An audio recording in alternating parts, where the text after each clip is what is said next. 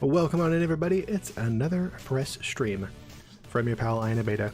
Good to see you guys this evening. With us, as always, is this little fat guy hanging out on the cuddle perch, on the cuddle throne, putting out them positive, chill vibes, them cuddly vibes, sitting waiting so patiently for us to feed his fat face. Hope you guys are doing well. I had an interesting interesting day in jury duty. I guess it wasn't that interesting, but I didn't have to be on the jury, so I guess that's the best part, you know? That is the best part. So yeah, I'll recant that tale, I think, once more people get here. I'll wait up on that. But in the meantime, we're going to talk about the sense of touch tonight. This week we've been talking all about how neurons work as far as action potentials and what happens in the synapses. And now that we got that out of the way, we can talk a bit more about more about our sense of touch. It'll be the last, well, one of the last senses we talk about. We're going to talk about the other aspects of touch called proprioception and also thermoreception and things like that. We're going to talk about that next week. Same with pain. We'll talk about those senses next week, you know. This will be the last of our 5 main senses that we talk about tonight, right? Also, oh man, I'm so tired. I did not sleep well last night. I'm back on the Mountain Dew for today. I was sitting here about a half an hour ago and just like, my eyes were like getting really heavy. I was like, oh man, I'm not gonna make it through the stream if I don't go get some caffeine in me. So I had to run to the store, grab some, but I will reset this weekend so I don't need to worry about this garbage next week. I'm not trying to get back on the daily habit of drinking a soda every stream. I don't want to be doing that. So that was Kyle, the last hour of work. That's understandable. Understand. So tired. Yeah. Yeah. Well, I mean, you didn't have a full night's sleep last night, I would guess, and you got to get up pretty early. So it was great seeing you so late last night and stuff like that. But yeah, I hope you get some more sleep tonight and are not super tired tomorrow. We'll see. One more day of work, then you got the weekend, dog. You didn't sleep well either? Oh no, sorry to hear that, man. It's a bummer. I noticed that happens to me sometimes. If I go to bed, if I go to sleep, and I like have like that perfect 8 hours I'm trying to give myself, like, nah, I won't get to sleep right away. I need some time to wind down and settle and all that stuff before I can conk out, and I'll usually end up with like 6.5 or 7 instead. So I try to if I'm going to get a full night's sleep, to give myself 9. Otherwise, I'm usually cool off 6. That's what I get most nights of the week. I usually stay up till about midnight my time and then get up 6 for work, so 6 hours will do me, usually. Kyle says, shh, don't tell my wife, but I had the day off, so I'm getting the whole day prepared for 5 years celebration together. Dude, Kyle, that's all awesome of you, man. Congratulations. You gotta make some dinner? Nice. What else, dude? That's freaking awesome, man. Gonna make a special dinner for you guys? What are you guys gonna make? I would guess something that she really loves, some sort of favorite of hers. I'll be even perfect if she comes home and she's like, oh my gosh, I'm just so tired, I just want to eat right now, and you're like, boom! 5,000 husband points. Making steak and lobster? Hell yeah, dude. That's dope, dude. Dude, she's gonna be so freaking happy, man. That's awesome. Make some hand-cut fries, a little salad. Dude, awesome. Hell yeah, man.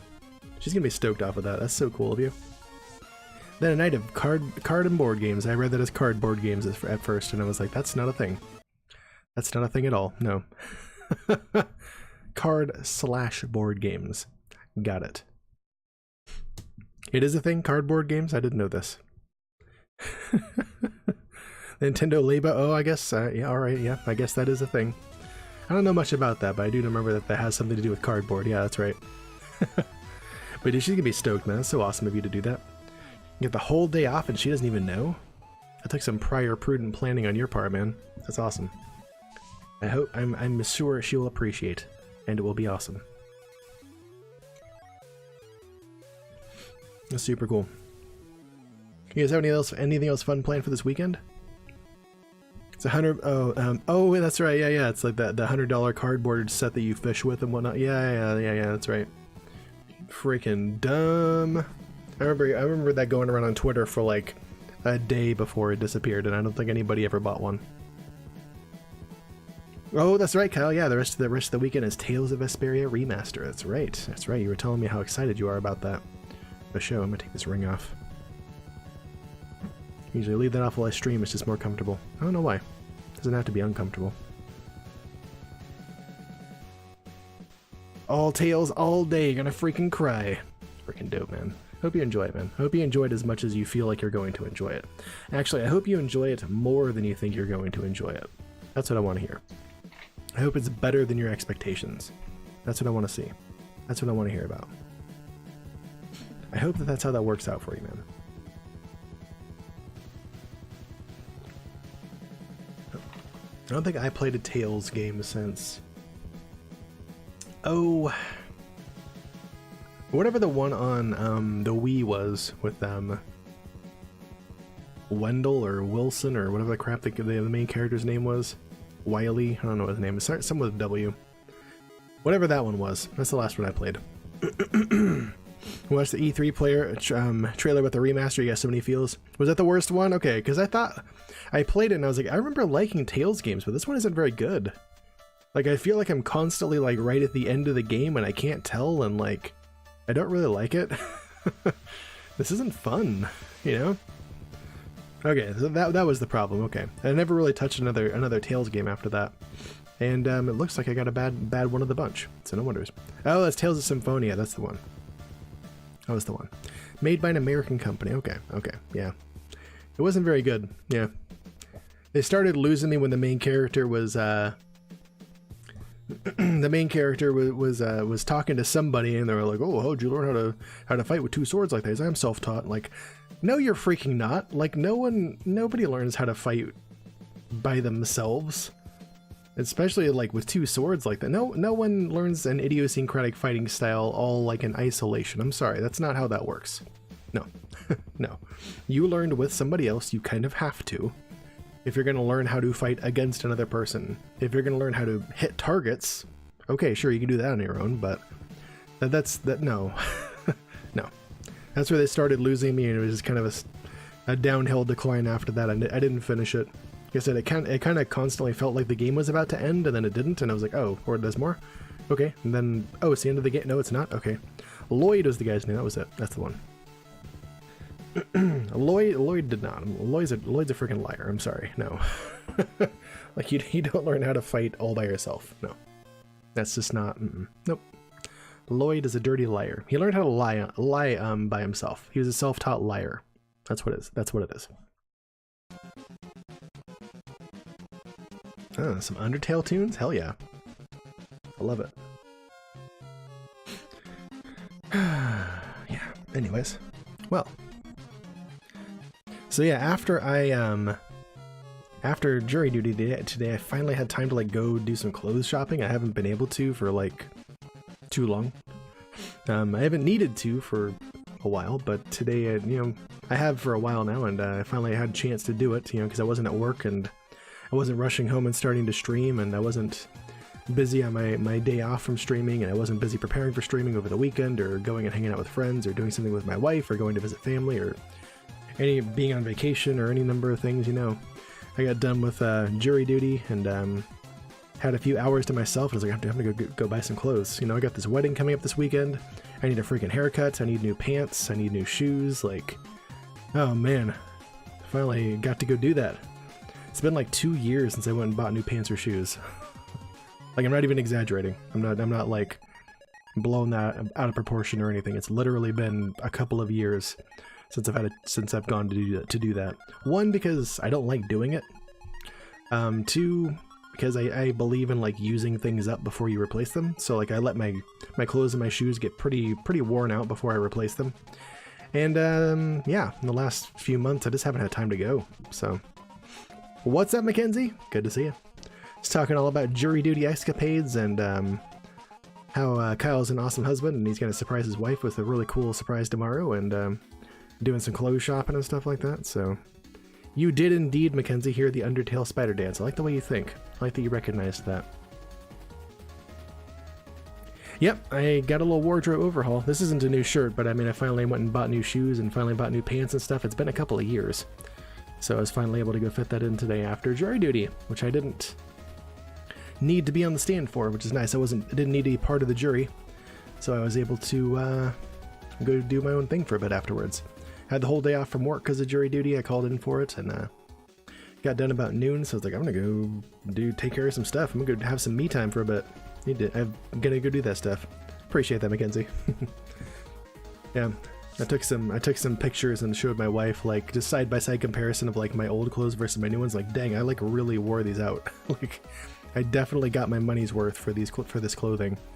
So yeah. But how the heck are you doing, Mackenzie? You got any plans for this weekend? Anything interesting going on? Anything interesting going on this week for you? Thank you, boy.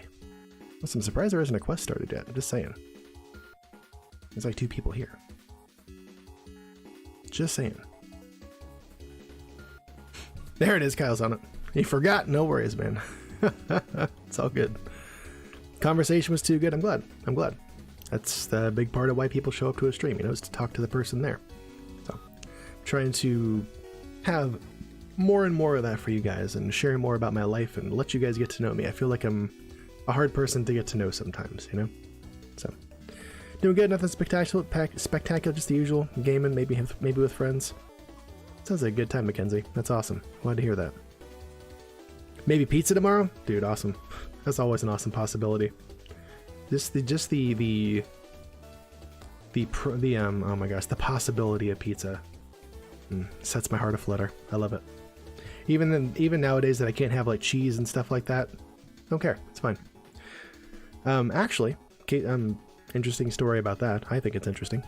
Mrs. Beta and I, before we went on vacation, we were like the night before we were like, yeah, we're not gonna cook anything, you know, because we're about to leave for the next day. We don't want to go buy groceries and cook and all that. We're just not gonna do that. We're gonna order a pizza, right? So we ordered a Round Table, which is like the best pizza place to get delivery from in town, which is unfortunate that it's Round Table. I mean, Round Table is not bad, but there's definitely better places. We don't have like a nice little local pizza chain that's super good or anything like that delivers.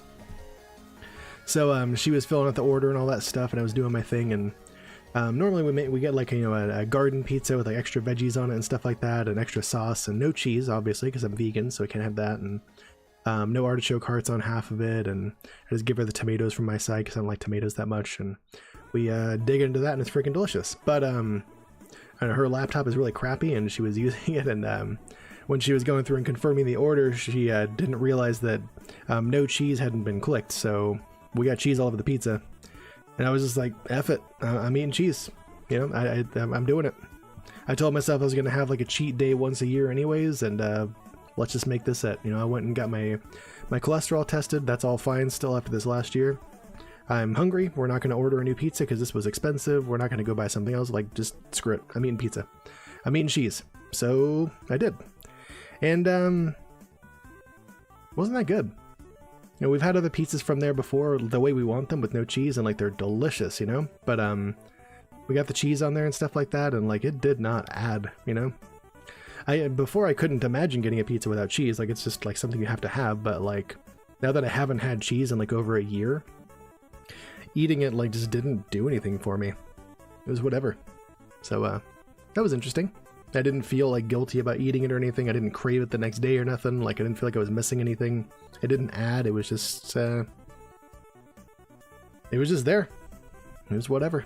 So that was an interesting experience. Mackenzie gets the complete opposite of vegan pizza. I used to as well. I used to love all the meat on my pizza for sure. I know where you're coming from. That's fine. Glad I let myself go and eat it for myself once in a while. Yeah. I was glad to see that like it doesn't hold the same sway over me anymore. And Zissel, good to see you, friend. How the heck are you doing this evening? Welcome on in. And I see you guys took out Siamese the Guinean, which means little fat boy gets treat. You guys get some kitty cam. Okay, boy. Thank you guys for donating again to Fat Boy's Fat Belly Fund, dedicated to keeping him the fattest little lab assistant on Twitch. He appreciates it. I appreciate it. Y'all love it. It's a win-win-win. Oh my gosh. Captioner, I did not say that. You must be joking. Gerbo's here. I probably have to be AFK for supper. No worries. I love that pickle emote. I am a fan of it. DGA pickle. I'm down with it. Kyle has a wonderful local pizza place he's been going to for almost 20 years. Dang, we haven't lived here for 20 years. So we have a good pizza place to go to too, but it doesn't deliver. Like we normally go to it if we want pizza and it's super good.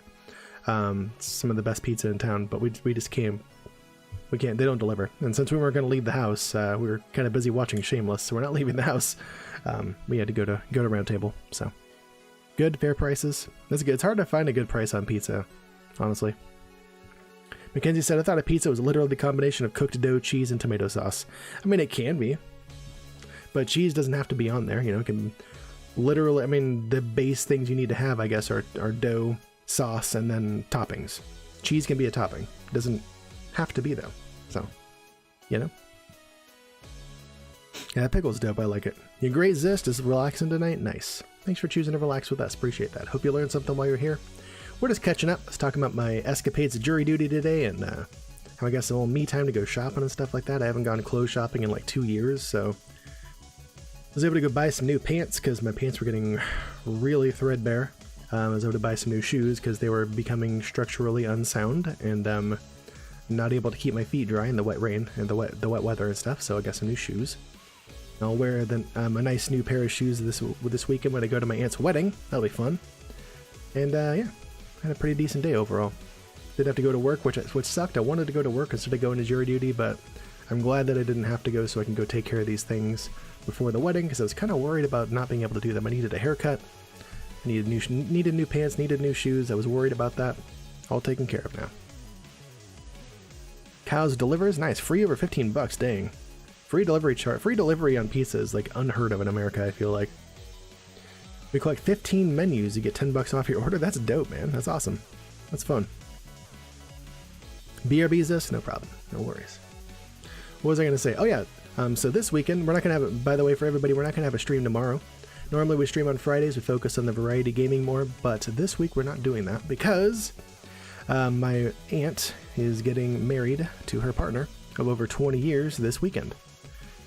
So yeah, we're gonna go up to the same area that we went to for Christmas and whatnot, and they're gonna have their marriage ceremony and stuff there. They're also getting married again. They have another marriage ceremony in Greece, but we're probably not gonna go to that one. They're gonna go to Greece in summertime. We're probably not gonna do that. It's just very costly and stuff like that. That was the one they announced first, but then when they saw that people weren't really able to make it to the one out in Greece, they decided, forget it. We're just gonna have another one up and over at the over near the cabin and stuff like that, so everybody can go to that. So most of the family is going to go to that. I don't think my dad's invited, and that's okay. But yeah, I think everybody else is going to be there, and that's going to be pretty awesome. My sister's flying out. She's actually here in California right now, but she's visiting a friend. She's going to come over tomorrow. It's going to be good. Fat licks indeed. This is what this guy does all the time if he's not like eating or cuddling or something like that. Just cleaning. Always cleaning. Always. Kyle says, my aunt lives in Australia. Wow, interesting. Wow, dude. She gets married to her partner. Hope to be able to afford to fly there for it. Awesome. She has a partner as well. That's good. And my aunt and her partner have been together for over 20 years now. Remember that then when she brought her to Christmas, I was like, what? So my first experience like with a homosexual relationship, and like what? I was a teenager and I didn't really know. In the small town I grew up in, I didn't really have like a lot of experience with it. I just didn't really know how to feel about it, and eventually I realized, like, no, man, she's my aunt. I love her. Like, this is fine. I don't need to feel different about it. I didn't, and it's fine after that. So, Kyle said, oh my god, my aunt's partner came to Canada one time. She was so shocked at the snow and the cold. Oh yeah, but they don't really have that as much in Australia. I know they have a winter there, but I don't know what it's like. I don't know if it entails snow and stuff. I would guess with the typically dry conditions it doesn't, but I don't know. I wouldn't know. Yeah, they've been together for over 20 years, and nice loving relationship, and go well together and all that. And yeah, some of the best people I know. Great people. She took about 10 million pictures of squirrels. They not have squirrels in Australia? I don't know. I know they have lots of different weird animals that we don't have anywhere else in the world, but it also surprises me that they wouldn't have other things.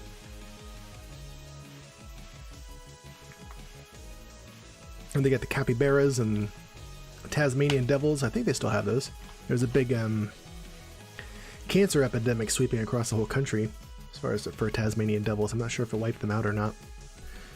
Got those, the kangaroos and all that stuff, and the cane toads. You guys heard of those cane toads, but that was an invasive species that was brought in from somewhere else to eat a certain species of like grub or like not maggot, but some sort of wormy bug that was eating all their sugar cane, and the cane toads did the exact opposite of that, ate everything else, or ate a lot of other stuff besides that, and has no natural predators there, and just is like everywhere across Australia now, and is a totally nasty, rampant, invasive species that people hate. And yeah, so those are there and thriving. She'd never seen a squirrel before and she fell in love? That's awesome, Kyle. I saw, like, when I was at the mall buying my clothes today, super brave squirrel. Like, I was driving down the parking lot, and like there was this squirrel there because there's trees planted in the middle of the parking lot, and I'm guessing that one of those was its home. I was like driving up to it, and it was just like looking right at me, like, are you gonna move? Like, I honked at it, like, just get out of the way. Like there's a giant like object coming at you. Like, move, dog. Eventually, like, stepped out of the way, like right next to my car, and I drove past, like, looking at it, like, are you gonna run into my car? Am I gonna hit you? Like, what the hell? Did not care. Didn't care. I'm pretty sure if that squirrel had a sword, would have attacked my car. Just gonna say, if it had the wherewithal to like pick up a stick, would have just gone ham on my car. Pretty sure. Seen some brave ones. Yeah, one just sat beside you for a while at your friend's cottage. Cool. Just chilled there. Yeah.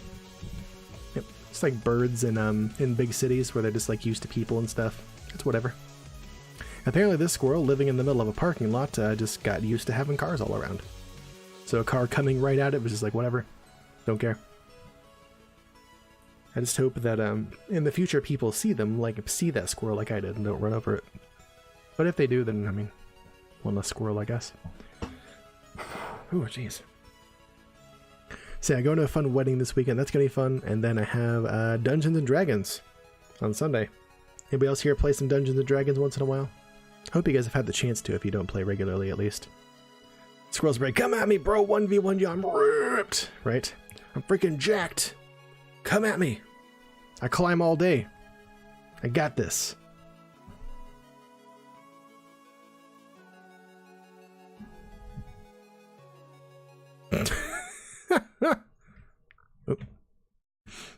Takes the shirt off for some reason. Yeah, takes a shirt off and just has like this. Start to like lift my car. Pats, you freaking rock my world, dude. Don't move. Oh man, he's moving. He always does that when I see him and I'm gonna go to get my camera. He'll like start to move. Like, what do you? Just keep laying there. Why are you doing this? Why you do this? Why you do this? He does know. I swear to God, he knows. Like when he's like being made fun of or looked at for doing something funny, he'll like change his position. Second I get my camera out and start to like line up a shot, he's like, oh, okay, I'm gonna like freaking come on, man. You were literally asleep. Like, what are you doing? What are you doing? Besides killing me, man. Besides freaking killing me. I don't get it. Just don't get it.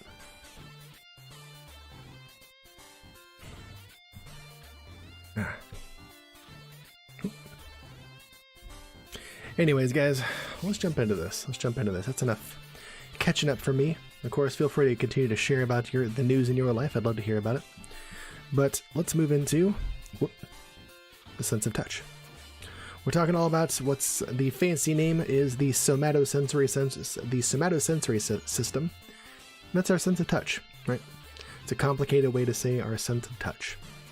So we're going to be talking, when we talk about the sense of touch, we're going to be talking a lot about skin and especially our hands, right? There are most of the sensation mechanisms or the sensory receptors for touch. Those are in our skin, right? The outside, the skin on the outside of our body. There's skin on the inside of our mouth and down our esophagus and all that stuff too. But that's much less sensitive than the skin or the epithelial linings on the outside of our body, especially on our hands, right? Our extremities, our feet, our face, and our hands, those are the most sensitive to touch. But of course, we can feel stuff all over our body. There isn't, unless you have some sort of nerve damage, a spot on our body that we can't feel being touched, as far as I know. There's always a way to feel whatever's being touched on your body. And again, especially sensitive in our hands. Like most of the touching we do, that's with our hands, right? And there's a reason for that. We can more easily digitally like manipulate things. We can feel, because of the way things are set up, we're going to go into that. We can feel fine details a lot easier, things like that with our hands. It's just for that. Yeah. You have super sensitive skin and hairs. It's horrible. Hairs are especially sensitive. We're going to talk about that. You always get itchy. That's a bummer, man. Sorry to hear that. We're going to talk about the skin, the hair on our skin. That's especially sensitive to being touched, for sure. The hair on our head, I mean that is too. Hair on our face, not as much. But the hair on our skin, like I have super hairy arms. That's all that hair is like super sensitive. It's like that for a reason. We're going to talk about that. So again, most of the touching we're going to be, when we talk about touch and sensitivity and stuff like that, we're usually talking about our hands, and we're going to compare sensitivity over the rest of our body with sensitivity on our hands, because that's the most sensitive part of our body that we touch with. All right, so we talked about the last couple of days different types of, first of all, let me get there. The things that are responsible, the sensory organs, I guess, or the sensory cells that are responsible for giving us our sense of touch or letting us feel things are called mechanoreceptors, right? And if you can break that word apart, mechano is for mechanical or like kinetic energy, and receptors is those receptor sites. So those receptors are activated by mechanical or kinetic force being applied to them, right? So these have mechanically gated ion channels, right? And those are present on the sensory neurons in our skin. We talked about different types of ion channels the last couple of days when we were talking about action potentials and synapses and all that. We talked about voltage-gated ion channels, which open and allow ions into the neuron when there's a change in voltage or change in electrical potential. We talked about ligand-gated ion channels, which open and allow ions into the cell when a chemically active part of a neurotransmitter or some other molecule plugs into that ion channel and kind of unlocks it like a lock and key mechanism. That'll open and allow ion channels or ions into it. Well, these mechanically gated ion channels, those open and allow ions into the neuron when they are just deformed mechanically. If they're pushed on, if they're moved, if they're pulled, pushed, what have you. If they're just physically deformed, that causes the ion channel to open and allow some ions into the neuron. And if there's enough of that, then the neuron will fire an action potential, so on and so forth, like we talked about the last 2 days, right? So that's how the mechanoreceptors on our skin work. They literally, like when you touch them, action potentials are firing, and that's how we feel. They operate on being deformed mechanically. Or also going back to their resting position. We'll talk about that too. There is such a thing as receptive field size when we're talking about mechanoreceptors too. What that means is each of the types of mechanoreceptors we're going to be talking about, they basically they sense different areas or different sizes of areas of our skin, right? If there's a smaller receptive field, or they sense touch in a smaller area, there's greater detail allowed, right? You're able to feel more fine details about an object, textures and edges and things like that. If there's a larger receptive field, or a particular mechanoreceptor is responsible for feeling touch in a large area, there'll be less detail, but more sensitivity to that. And if you remember back to our talk about the visual system, that kind of translates to the cones in our eye, which are responsible for fine detail and color vision. But it takes a lot of what's the word I'm looking for? Stimulation to make those fire. It takes a lot of light, right? And also that's kind of like the smaller receptive fields with touch, sort of. And also the larger receptive fields are kind of akin to the cones the rods in our eyes, where they just kind of sense light, the occurrence of light, but they don't see fine details, they don't see color or anything like that. They see shades of gray, but it doesn't take very much stimulation. They're very sensitive, It doesn't take very much stimulation to make them fire and to give us sight. It's kind of the same principles here. Smaller receptive field takes a bit more pressure, or a bit more that's the word I'm looking for here, a bit more stimulation, and they give us access to greater detail. And larger receptive fields, less detail, more sensitivity though. They're basically just there to let you know, hey, you're being touched. Something's happening, but it's harder to get those fine details out of it. We'll talk about that in a minute. So those are different ways we're going to talk. Those are ways that the mechanoreceptors we're going to talk about differ. Receptive field size. Also, whether they are rapidly adapting or slowly adapting. That's another way that the mechanoreceptors we're going to talk about differ as well. So rapidly adapting mechanoreceptors, those fire like really. Remember back to the talk on Tuesday when we say fire, that means action potentials are happening. There is activity in the neuron. It's communicating with postsynaptic neurons and all that stuff via the processes we talked about the last 2 days. So rapid adapting mechanoreceptors, those fire really, really intensely during changes in stimuli, right? So they're basically just monitoring pattern or changes in the pattern, right? So if nothing's happening, they're not firing. The second you're touched, they'll fire and then they stop. The second the thing touching you moves away, they'll fire again and then they'll stop, you know? Anytime they are moved, they'll fire really rapidly, say, hey, we got moved, and then stop. That's just that kind of just lets you know you're being touched at any certain time. Not a lot of detail that goes along with it though. Ypres, whoa.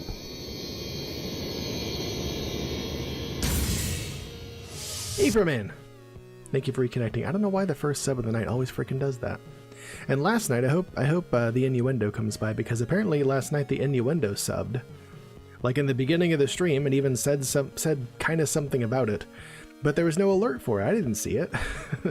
So we were supposed to have FatsCam like all last night, but I didn't know that because there was no alert. I didn't know that he'd resubbed. I didn't see it until afterwards when I looked at Streamlabs and it said, oh, the Innuendo was subbed. I'm like, what? When was that? I didn't see it.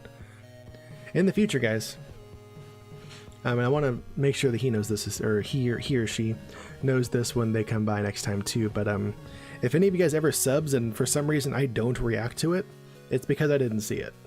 Like always, I will always stop what I'm doing and thank you guys for that. Always. I don't care how big I get. I will always acknowledge that. Even if I'm just sitting here, my stream consists of me sitting here thanking viewers for subs. I will always acknowledge those, okay? So if I don't see it, it's because if I don't say anything, it's because I didn't see it.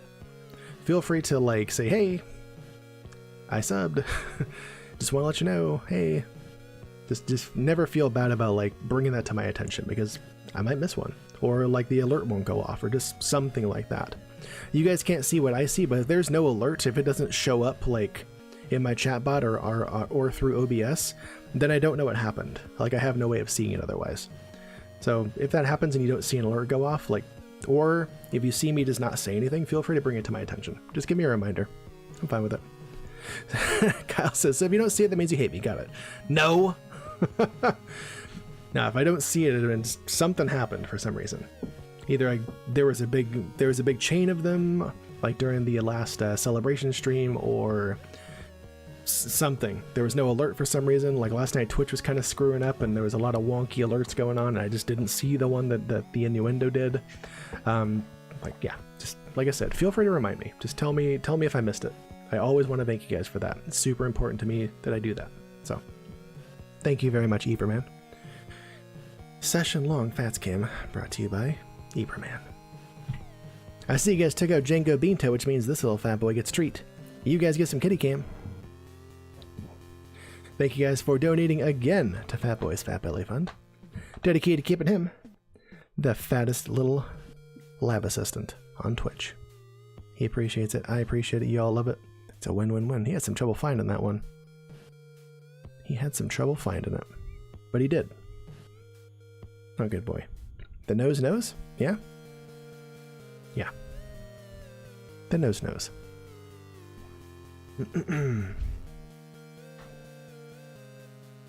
Okay, we're talking about rapidly versus slowly adapting neurons, or mechanoreceptors, in our skin. Which is, by the way, where all these mechanoreceptors are. They are all in the epithelial lining of our skin, right? They are mainly in like the skin on the outside of our body, but they also exist in like the skin, the lining of our nose, any sort of epithelial tissue, which we talked about before. Epithelial tissue is a type of tissue in our body, like neural tissue, cardiac tissue, connective tissue, all those things. Epithelial tissue is any type of cell that lines space in our body. So clearly it's all outside of our skin, even the outside, even like the outside part of your eye, that's all epithelial tissue too. All of our skin is epithelial tissue. The skin on the inside of our mouth is epithelial tissue. Your gums have a layer of epithelial tissue all the way down your esophagus and through your GI tract. That's all epithelial tissue. Yeah, all over. Even like between like the outside of your lungs and the inside of your ribs, there's layers of epithelial tissue there too. Anyways, all around the epithelial tissue, that's where these mechanoreceptors are, especially on what we call our skin, right? That's where we do most of our feeling. We can feel things inside of our body too, and those are done through either what's called referred sensations, where your organs will kind of make more cutaneous receptors feel things if there's something going on, or it can also happen due to actual mechanoreceptors in your body too, right? You can usually feel something when you swallow it. If it's warm or cold, you can feel that sensation going down your throat into your stomach. You can feel like gurglings in your gut sometimes, all kinds of different stuff. Savvy Ray, what's up, good friend? How you doing? Hope you're doing well. I was talking all about my escapades at jury duty earlier, and finally got some me time to go clothes shopping and stuff afterwards, because I didn't get chosen for the jury, which was fine with me. One of the perks of having a father-in-law who's a judge, it worked out. I had a seat, and they asked, and the judge had asked asked a number of general questions, like, do you know anybody in law enforcement? Do you know anybody in the legal system? You know, anything about the particulars of the case and stuff like that, like just any general questions that might disqualify you from jury duty, right? So I got up there and I was like, well, you know, father-in-law's a judge. Do you want to know his name? I told him the name and general area where he worked and stuff like that. And then one of the defense attorneys was like, oh, can we go to the side for a second? And they went over and conferred. They turned on a little white noise generator. Both attorneys from both sides and the judge went over. They conferred for 10-15 seconds, and everybody sat back down, and the judge was like, well, it turns out our defense attorney knows your father-in-law, so you're dismissed. BS out. So, cool. All right, we're done. So hopefully I don't need to go back next week. Well, one less thing to worry about for right now, Sabby. Since it's the federal courts, apparently from the first date that I was supposed to appear back on January 2nd, I'm on call for 30 days. So I could still have to go back. They were saying that if jurors were dismissed today, it's likely they wouldn't have to come back, but there's no guarantee. Like, you may still have to go back for like a different jury or something. So I'm really hoping that I don't. I'm going to know more tomorrow when I call after 5 o'clock. That's the instructions they gave us today. Don't call today after 5. Call tomorrow after 5. And I'll know if I am scheduled to go back at all. So I hope I'm not, but we'll see.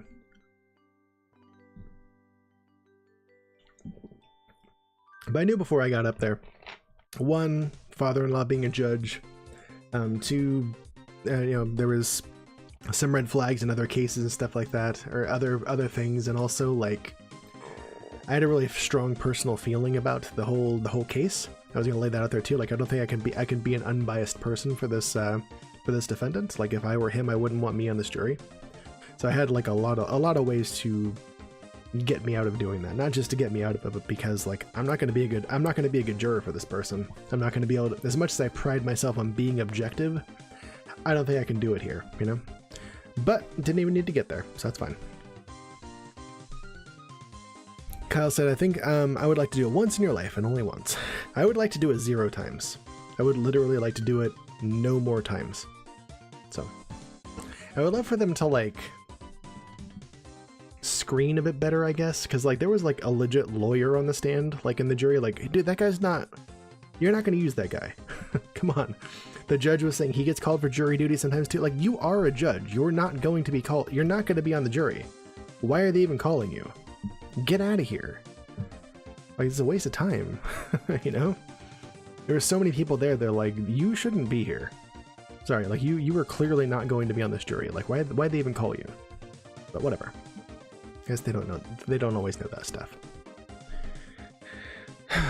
Anyways, so yeah, rapidly, I'm gonna actually get through this section eventually. Rapidly and slowly adapting neurons. Rapidly and slowly adapting mechanoreceptors. That's another way that we distinguish between them. The different types we're going to talk about, right? So rapidly adapting ones, those fire really intensely when they're deformed and then reformed or whatever. Whenever there's a movement Those fire really intensely to let you know, hey, you're moving, and then stop. Slowly adapting ones fire pretty continuously when stimulated. Like, so like if those are the ones that like let you know that you're still being touched or you're still touching something, right? Because if it was only rapidly adapting ones, anytime if you were touched, it would let you know like, hey, you've been touched, and then you wouldn't have any sensation of that afterwards, right? So it's good that we have both of these different types of mechanoreceptors. It's the reason why we do. These ones that fire continuously while we're touching something, those are what give us some of the more fine details of objects. Let us detect edges of things, size of things, shape of things, the pressure of things and all that stuff. Give us a lot of that differential detail on things. So, and also, we're going to distinguish between glabrous skin, which is a fancy way to say skin without hair, namely that little fat baby hand on the picture there. Versus hairy skin, right? Hairy skin has different types of receptors in it, mainly like hair cell receptors, versus glabrous skin, like the palm of your hand, which I don't think there's ever been hairy palms before, but maybe there have been, I don't know. But those tend to have, those work different ways and for different reasons. There's a reason why your fingers and stuff like that, and a lot of your face, less of my face than most people, but a lot of your face and most of your feet and stuff like that, those don't have hair on them. It's because they have a higher concentration and different types of more, so I'm looking for, sensitive types of mechanoreceptors that'll give us more information, right? All right, Kyle, see you in a bit. No worries. So without further ado, we're going to talk about those types of mechanoreceptors that are in our skin. Another term that we might use is called cutaneous receptors, or just basically receptors that are in our skin. Those are synonymous terms. It's basically the receptors that are going to give us our sense of touch. Right? First up, oh, it's not working. My PowerPoint died. Oh my gosh. 1 second. Let me reset this. My PowerPoint died. Oh no. My PowerPunto. It has died. Well, let me fix that real quick. Sorry about that, guys. Where is it? Where is it? And we are... Don't you do that to me. We're back. Okay. Sorry about that. So, there's the... Whoa! There's the full... Oh my gosh, this is weird. Sorry about that. Ooh, I have the buttons I have set up to toggle the different cameras. Also, apparently zoom in or zoom out on PowerPoint. I was just trying to make that work. Sorry about that. I wanted to show real quick the full attribution of this picture from our boy Bruce Blouse, where we get a lot of great pictures from. But here it is. The first type of mechanoreceptor in our skin we're going to be talking about are Merkel cells. Before we do that though, I want to kind of go over this big wedge of skin here and talk about the different structures that are in there. And I actually want to do that this time. Oh, go back. Sorry about that. Sorry about that, guys. There we go. And then I can't go to the left, unfortunately, but this is fine. It's nice and larger so you guys can see it. But here we're going to talk about all the different structures that are in this big chunk of skin here. Mainly the different layers of skin and or tissues underneath. And we're going to talk about the different receptor sites in just a few minutes. I want to talk about all the things that are not receptor sites first, just so you guys have that information before we move on, right? So this part up here, this is obviously the outermost layer of our skin. This is hairy skin in itself, because there's hair follicles or hairs sticking out of it. You give us a nice cross section of a hair follicle here as well. Why did that move? I don't know why, but here we are. Anyways, top layer of skin here, this is called the epidermis. In fact, this whole thing here, this whole couple layers is the epidermis.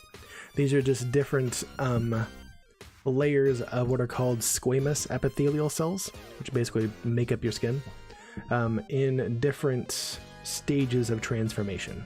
Of course, the skin cells on the outermost layer of our skin, those are all essentially dead skin cells. You can see if you scratch yourself, it's often white, and like skin cells will flake off. You'll leave skin cells on your bedding and clothing and stuff like that, which is why we wash them. We're constantly just kind of shedding those skin cells everywhere. And that's kind of how we maintain that outer protective layer of our body, is by just constantly replacing it, because we don't have, chitinous exoskeletons like bugs do or anything like that. We don't have anything that's going to really stand up to the elements. We don't have like a nice hairy covering all over, or at least not a very thick one like animals do. So we're kind of constantly replacing our outer skin cells with dead ones. We just constantly make new ones. They grow. They proceed to the most superficial layer of our skin as dead cells, and then as they fall off, they're replaced. That's how that works. So that whole layer where epithelial cells are being produced and then moving more superficially to the outside layer of our skin, that's called the epidermis, right? This big, thicker, whiter layer underneath here, that's called the epidermis. That's where new cells are being, that's where mitosis is happening. Those new keratinized epithelial cells are being grown, and they start to move up to the epidermis. So it's a thicker layer. It's that's what's being cut into when it's like a really deep cut, and there's a lot of blood coming out and stuff like that. Usually, if you have a very shallow cut and you cut in, you cut just into the epidermis, it's not going to bleed very much. Like if you get a cat scratch, that doesn't bleed too much. That's usually just a cut in your epidermis. That doesn't do too much, But if you get like a deep cut and it's really bleeding, you've cut into the dermis there, and you're getting down to the more important structures, right? And then below that you have layers of fat and connective tissue, and you go lower, you get to muscle and things like that, and bone, obviously. But we're not going to talk about structures that deep, right? We're mainly concerned with the epidermis, the dermis, and then not even really the layers of fat, but a little bit when we talk about these larger purple structures. We'll talk about, that's the type of mechanoreceptor we'll talk about in a bit. These little squiggly blue lines, these are sweat glands, right? So those kind of spiral up out to the top of our skin and release sweat when we're a little warm to cool our body through evaporation. So those are in there. This is a hair cell, which you can see going down. Here's the root of the hair cell. Here's the end of the hair cell sticking up through our skin. Got those all over our body, males and females, And then on the side of the hair cell, there's a little what's called a sebaceous gland, which is going to put out a different type of sweat. It's termed a sweat gland. These sweat glands are usually called apocrine sweat glands. This will be called a sebaceous sweat gland. They're both going to be putting out sweat, but a little different types. This one's more for keeping your hairs nice and healthy and lubricated and oily and all that stuff, like they're supposed to be. And then, let's see, one last thing. You see this little thing that looks like a muscle here, attached to the hair cell. That's because it is actually a muscle. Most of your hair cells, if not all of them, have little hair cells attached to them. I forget what they're called, but basically those are responsible for, if your hairs stand on end, that's what's doing it. Those muscles contracting, pulling your hairs up, that's what's doing it, I don't actually know why that happens, but that's what that muscle is. There's, like I said, little muscles attached to each one of those hairs, and that's what causes that, So that's the different structures in here that are not mechanoreceptors. Now we'll talk about the things that are mechanoreceptors, or the things that are responsible for our sense of touch. The first one, I was saying, is called a Merkel cell, right? These are the outermost mechanoreceptors, right? That's debatable. These are the outermost, or the most superficial mechanoreceptors that we're going to talk about today. There are other ones we'll talk about next week that you could say are more superficial. But for all intents and purposes, right, today, the Merkel cells are the most superficial, or the ones closest to the surface of our skin in our that we're going to talk about, right? So Merkel cells are mainly in what are called our epidermal ridges, which is a fancy way to say our freaking fingerprints, right? That's where you find most of the Merkel cells. They're right there in the fingerprints. They're all over those. Because if you guys don't know the fingerprints in our fingers, I mean, I don't know why I'm trying to show you. You can't see them. But you can look at your own finger and see your fingerprints. Those are there to kind of give us some more grip on our fingers. If our fingers were totally smooth, we'd have more trouble hanging on to stuff, especially slippery things, and especially when they're wet. You may have noticed if you taken a bath or spent time in a pool, or I guess in the ocean too, eventually your fingers kind of prune up. It doesn't matter if it's salt water or fresh water or whatever. That's your body's natural reaction to being in the water for a while. And that's there to give your fingers some more surface area to hold on to when it's wet, right? It's a natural reaction. It's supposed to happen. It's not you losing water or anything like that. It's just water moving away from your fingertips so that you can grab onto stuff easier and have a better grip. But fingerprints are there all the time for us to do that. And within those are lots of Merkel cells. These are slow adapting cells, so they're going to give us a lot of fine detail, help us they're slow adapting, and they have a small receptive field, so really super fine details with these. These give, like I said, they give us fine detail. They're going to help us sense edges and stuff like that on things. They're going to help us sense different textures, as it says in the bottom here. They can sense changes in different things that we touch down to 0.5 millimeter, which is incredibly small. A very, very fine detail with these. And they have the greatest spatial detail, right? The greatest spatial resolution. They're going to give us the highest amount of detail. They make up about 1/4 of the mechanoreceptors in our hands. And there are other places in our body too, but to a lesser extent, I would say. They're going to be on our face some, they're going to be on our feet some, not so much on the trunk and our arms and our legs and stuff like that, but mainly on the extremities. There's about 100 of them per square centimeter on the pad of a finger. And like I was saying, they're the most superficial mechanoreceptor, which makes sense. If they're going to feel those fine details, they probably better be up close to the surface of the skin so that they can come in contact with those things, right? So that's the first type, a very, very important part of our somatosensory system.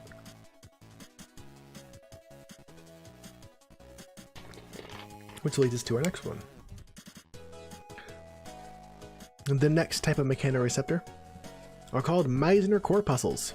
This is one that when I was looking over this, like, oh, I remember the name of this one, because I looked at a science book one time and this name just kind of stuck with me. I had no idea what it was. But Meissner corpuscles. These are also kind of around epidermal ridges, kind of like Merkel cells, but they're a little bit deeper. You can see in the diagram here, they're a little bit deeper in the dermis, right? They're a little bit below the epidermis. So these are, unlike Merkel cells, these are rapid adapting and have a little bit larger receptive fields. Not really large ones, but a little bit larger, right? So they're going to be a little less fine detail, but they're going to be more sensitive to the presence of touch compared to Merkel cells, right? These make up about 40% of the receptors in our hand. So they're the largest group of receptors in our hand. It's about 150 per centimeter squared on our hand, so there's actually more of them. There's a larger density of them. And these corpuscles, which basically, corpuscle sounds like it's a weird part of our biology. It's really not, though. It's just basically a bundle of cells or something like that with a similar purpose. And they talk about them a lot in mechanoreceptors. Not many other places in the body, as far as I've seen, but they talk about them in different mechanoreceptors. The next two we're going to talk about are also termed corpuscles.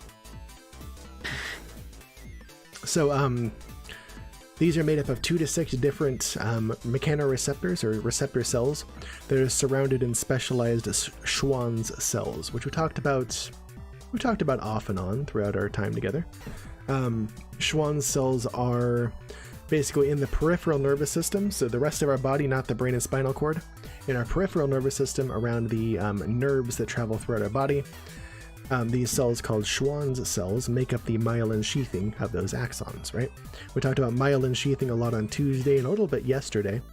Those Schwann cells act kind of like insulation for the axons of neurons and help that electrical conductance transmit down axons in a much more efficient and signal fidelity, or with greater signal fidelity than they would be without that, right? So the little wrapping around the ends of these Meissner corpuscles, that's made out of a specialized Schwann cell, so it's going to be a little fatty covering around the end of these as well. So these fire kind of only whenever the capsule is deformed, right? So like whenever your fingers are touched, it's going to fire and then stop. And when the thing touching moves away, it's going to fire again and then stop. This is going to let you know, like, hey, there was a change in touch. You've been touched, you're not being touched anymore. That's it. And this is useful for gauging grip on objects, right? If something's starting to slip out of our hand or something like that, this will let us know that, those vibrations that happen when something is slipping or when something's moving in our hand, this will let us know that and help us to adjust our grip. So it's really important in the use of tools and things like that, as are the rest of these mechanoreceptors we're going to talk about. Also, quest time for whoever's ready. Well, Fat Boy's ready. He's always ready. Good boy. The next one we're going to talk about are Ruffini's corpuscles. Hey, Kyle's on that quest. All right. You made it. Indeed, you not only did you make it, you started it. So Ruffini's corpuscles are the next ones we'll talk about. These ones, they're not super well understood yet. There's still a lot of study going on with these ones.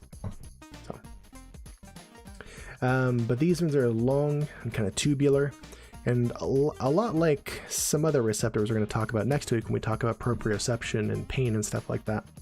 But these are deeper down in the dermis. They're not up in the epidermis, but they're down in the dermis. And they tend to be gathered around the stretch and fold lines in your hand. So all the lines in your hand, there's a lot of Ruffini's corpuscles around those, and up in your fingertips as well. These are slow adapting and large receptive fields, so they're kind of always transmitting information.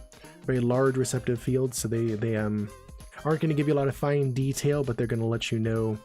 They're going to be very, very sensitive to touch and the information that they transmit. These make up about 20% of the mechanoreceptors in our hand. There's only about 10 of these per centimeter squared on the pad of our fingers, so not nearly as many of these as the other two types of mechanoreceptors we talked about. And these fire in response to stretching of the skin, right? So when your skin is stretching, these are going to let you know that, hey, your skin's being stretched, something's happening, right?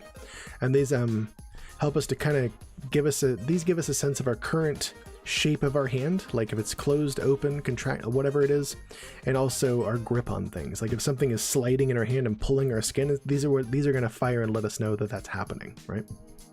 Welcome back, Gerbo. Good to see you. You haven't missed too much, I think. Good to see you. Hope dinner was good. So that's the third type of mechanoreceptor. We're going to talk about two more. But first, I see that Kyle soloed Tortoiseshell Tansy. It was Gerbo. What'd you have, man? I see you guys took out Tortoiseshell Tansy, which means little fat boy gets treat. Yeah, I'll get some kitty cam. Not candy cane, kitty cam. There we go. He appreciates it. I appreciate it. Y'all love it. It's a win-win-win. What's up, man? You let that tree dust off my hands? Of course you are.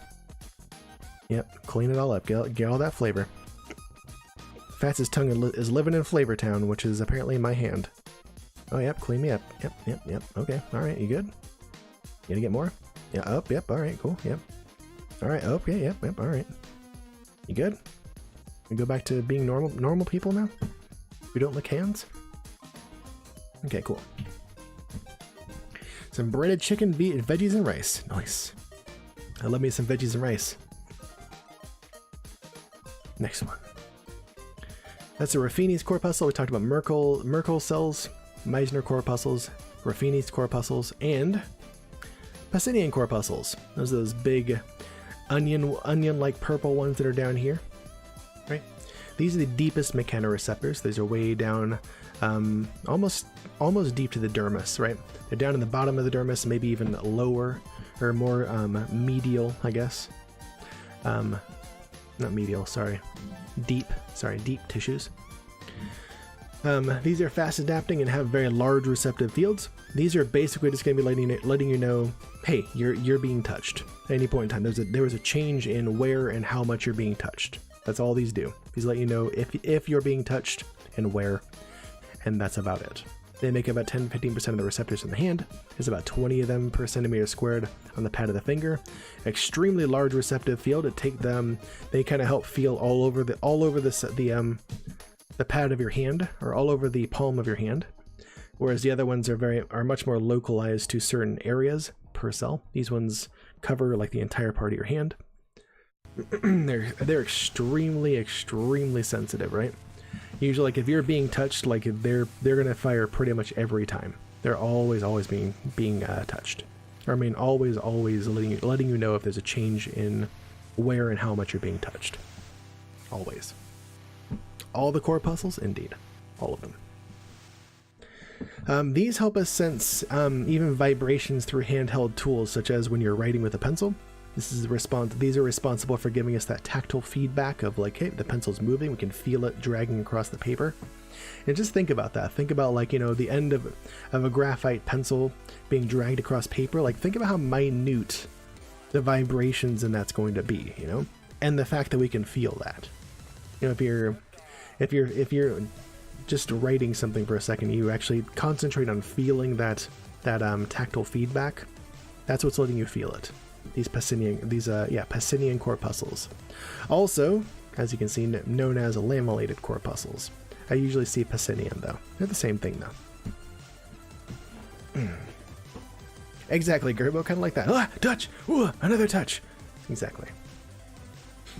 Yeah, I guess, so we can feel the vibration of a pencil being dragged across a paper.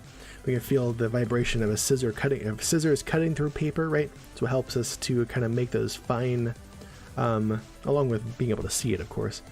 But what helps us to make those fine adjustments in cutting paper with scissors, or those fine adjustments when we're trying to, you know, manipulate a paper or a paintbrush or something like that across a canvas or a paper.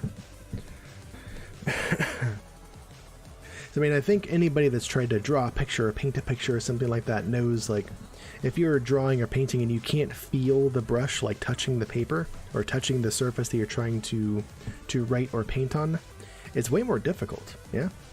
Way more difficult. Also, little skittering touches, like, you know, bugs crawling on your skin and stuff like that. That's going to set these off as well. That's what's going to be responsible for letting us feel those kind of things. Is that minute sense of touch uncommon? No. Like most people have this. I would say pretty much everybody that has the sense of touch intact has this, right?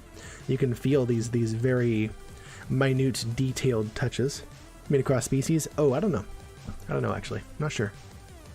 It wouldn't surprise me if other mammals like monkeys and stuff like that have this, but like things like, you know, bugs or other like aquatic mammals and things like that, they may not. It depends on the species. Like if they need them, they'll have them. Because like, you know, monkeys and stuff like that will also use tools and use that tactile feedback for things, but other animals may not as much. Can't say.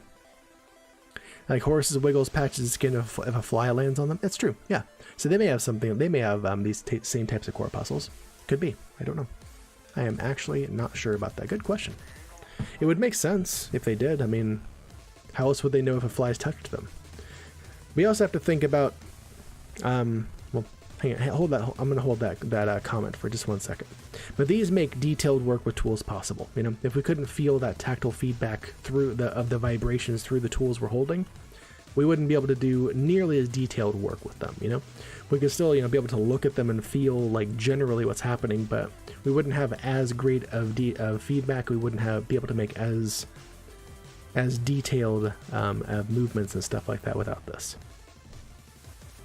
So it leads us to our last type of receptor, hair cell mechanoreceptors, right? So wrapped around the bases of hairs. It's not shown very well here, but wrapped around the bases of hairs are usually like a circular array of cells, kind of like Merkel cells, sort of like that. But those are wrapped around each one of the hair cells, and that makes hair cells extremely like way sensitive to touch. If you think about it, like if you just look at a hair on your arm, don't pretend like you don't have them. If you look at a hair on your arm and try to find one that's sticking up, and just use your finger to touch that one hair, like you can feel that, right? Just you touching that one hair, you can do that. You can even get somebody else to do that for you. Like, hey, I'm going to close my eyes. Like use your finger and touch this one hair on my arm. You'll feel it, you know. And that's just that one little hair being moved. Like the mechanoreceptors attached to that hair follicle are extremely sensitive. And that's why we can feel just that one little hair being moved even a little bit, you know? And I think in my opinion, I didn't read this anywhere, but I'm hypothesizing, I think, that kind of helps provide an evolutionary advantage against, you know, creepy crawly things that are crawling across our skin, you know? If they're crawling and they're running into all these hair cells that are extremely, extremely sensitive, we're going to feel that. We're going to know right where it is, and we're going to be able to go and brush that bug off or flick it away or smash it or whatever, you know? So that having this hair in our body that's really, really sensitive to touch, that helps us to detect those bugs and stuff like that that might be harmful to us. And in the case of horses, like Gerbo was saying, that might be what's happening with them because they have hair all over their body. So they may have not so much Pacinian corpuscles, maybe they do, maybe they don't, I don't know. But they definitely have those hair cells, and they may have hair cell mechanoreceptors as well that are extremely sensitive to touch. And maybe that's what they're using to feel flies landing on them so that they're able to move their muscle groups and shoo those flies away, right? But I mean, flies aren't really necessarily so what's the word I'm looking for? Dangerous to them, but things like vampire bats might be, or mosquitoes and things like that. Like those might be dangerous to them. Those are bugs they're going to want to get off of them. So I'm thinking that something like that might be contributing, if not the only thing that's doing that for horses. I don't know. Kyle says, I get that with my finger hair. Yeah, since I'm a hairy Scottish boy, it grows so long I gotta cut it or get a straight one, rub it on the other finger. Okay, wow, yeah. But exactly, I mean, even the ones on your knuckles, I have little wispy ones on my knuckles too, but I can feel my finger running across those, even not touching my finger, but just running a finger, like touching one of those hairs, I can still feel it. And think about how just like minute that is, you know?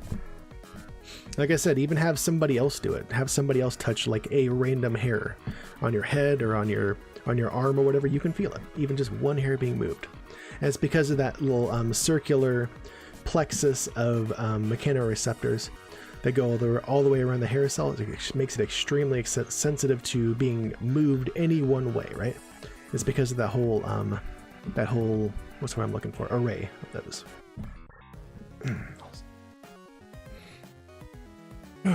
These also have what are called free nerve endings. We haven't talked about those yet. We're going to talk about those a lot next week when we talk about pain and proprioception and stuff like that, because free nerve endings are used to transmit that. But free nerve endings also can be around these hair cells, right?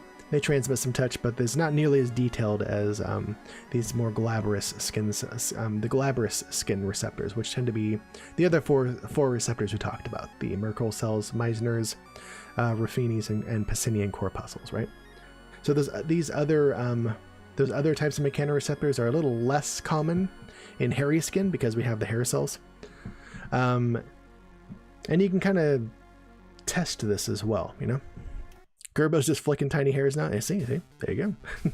Experimenting, seeing how it works, learning about it. That's what it's all about. But you can kind of experiment with how sensitive the different parts of your body are to touch as well, right?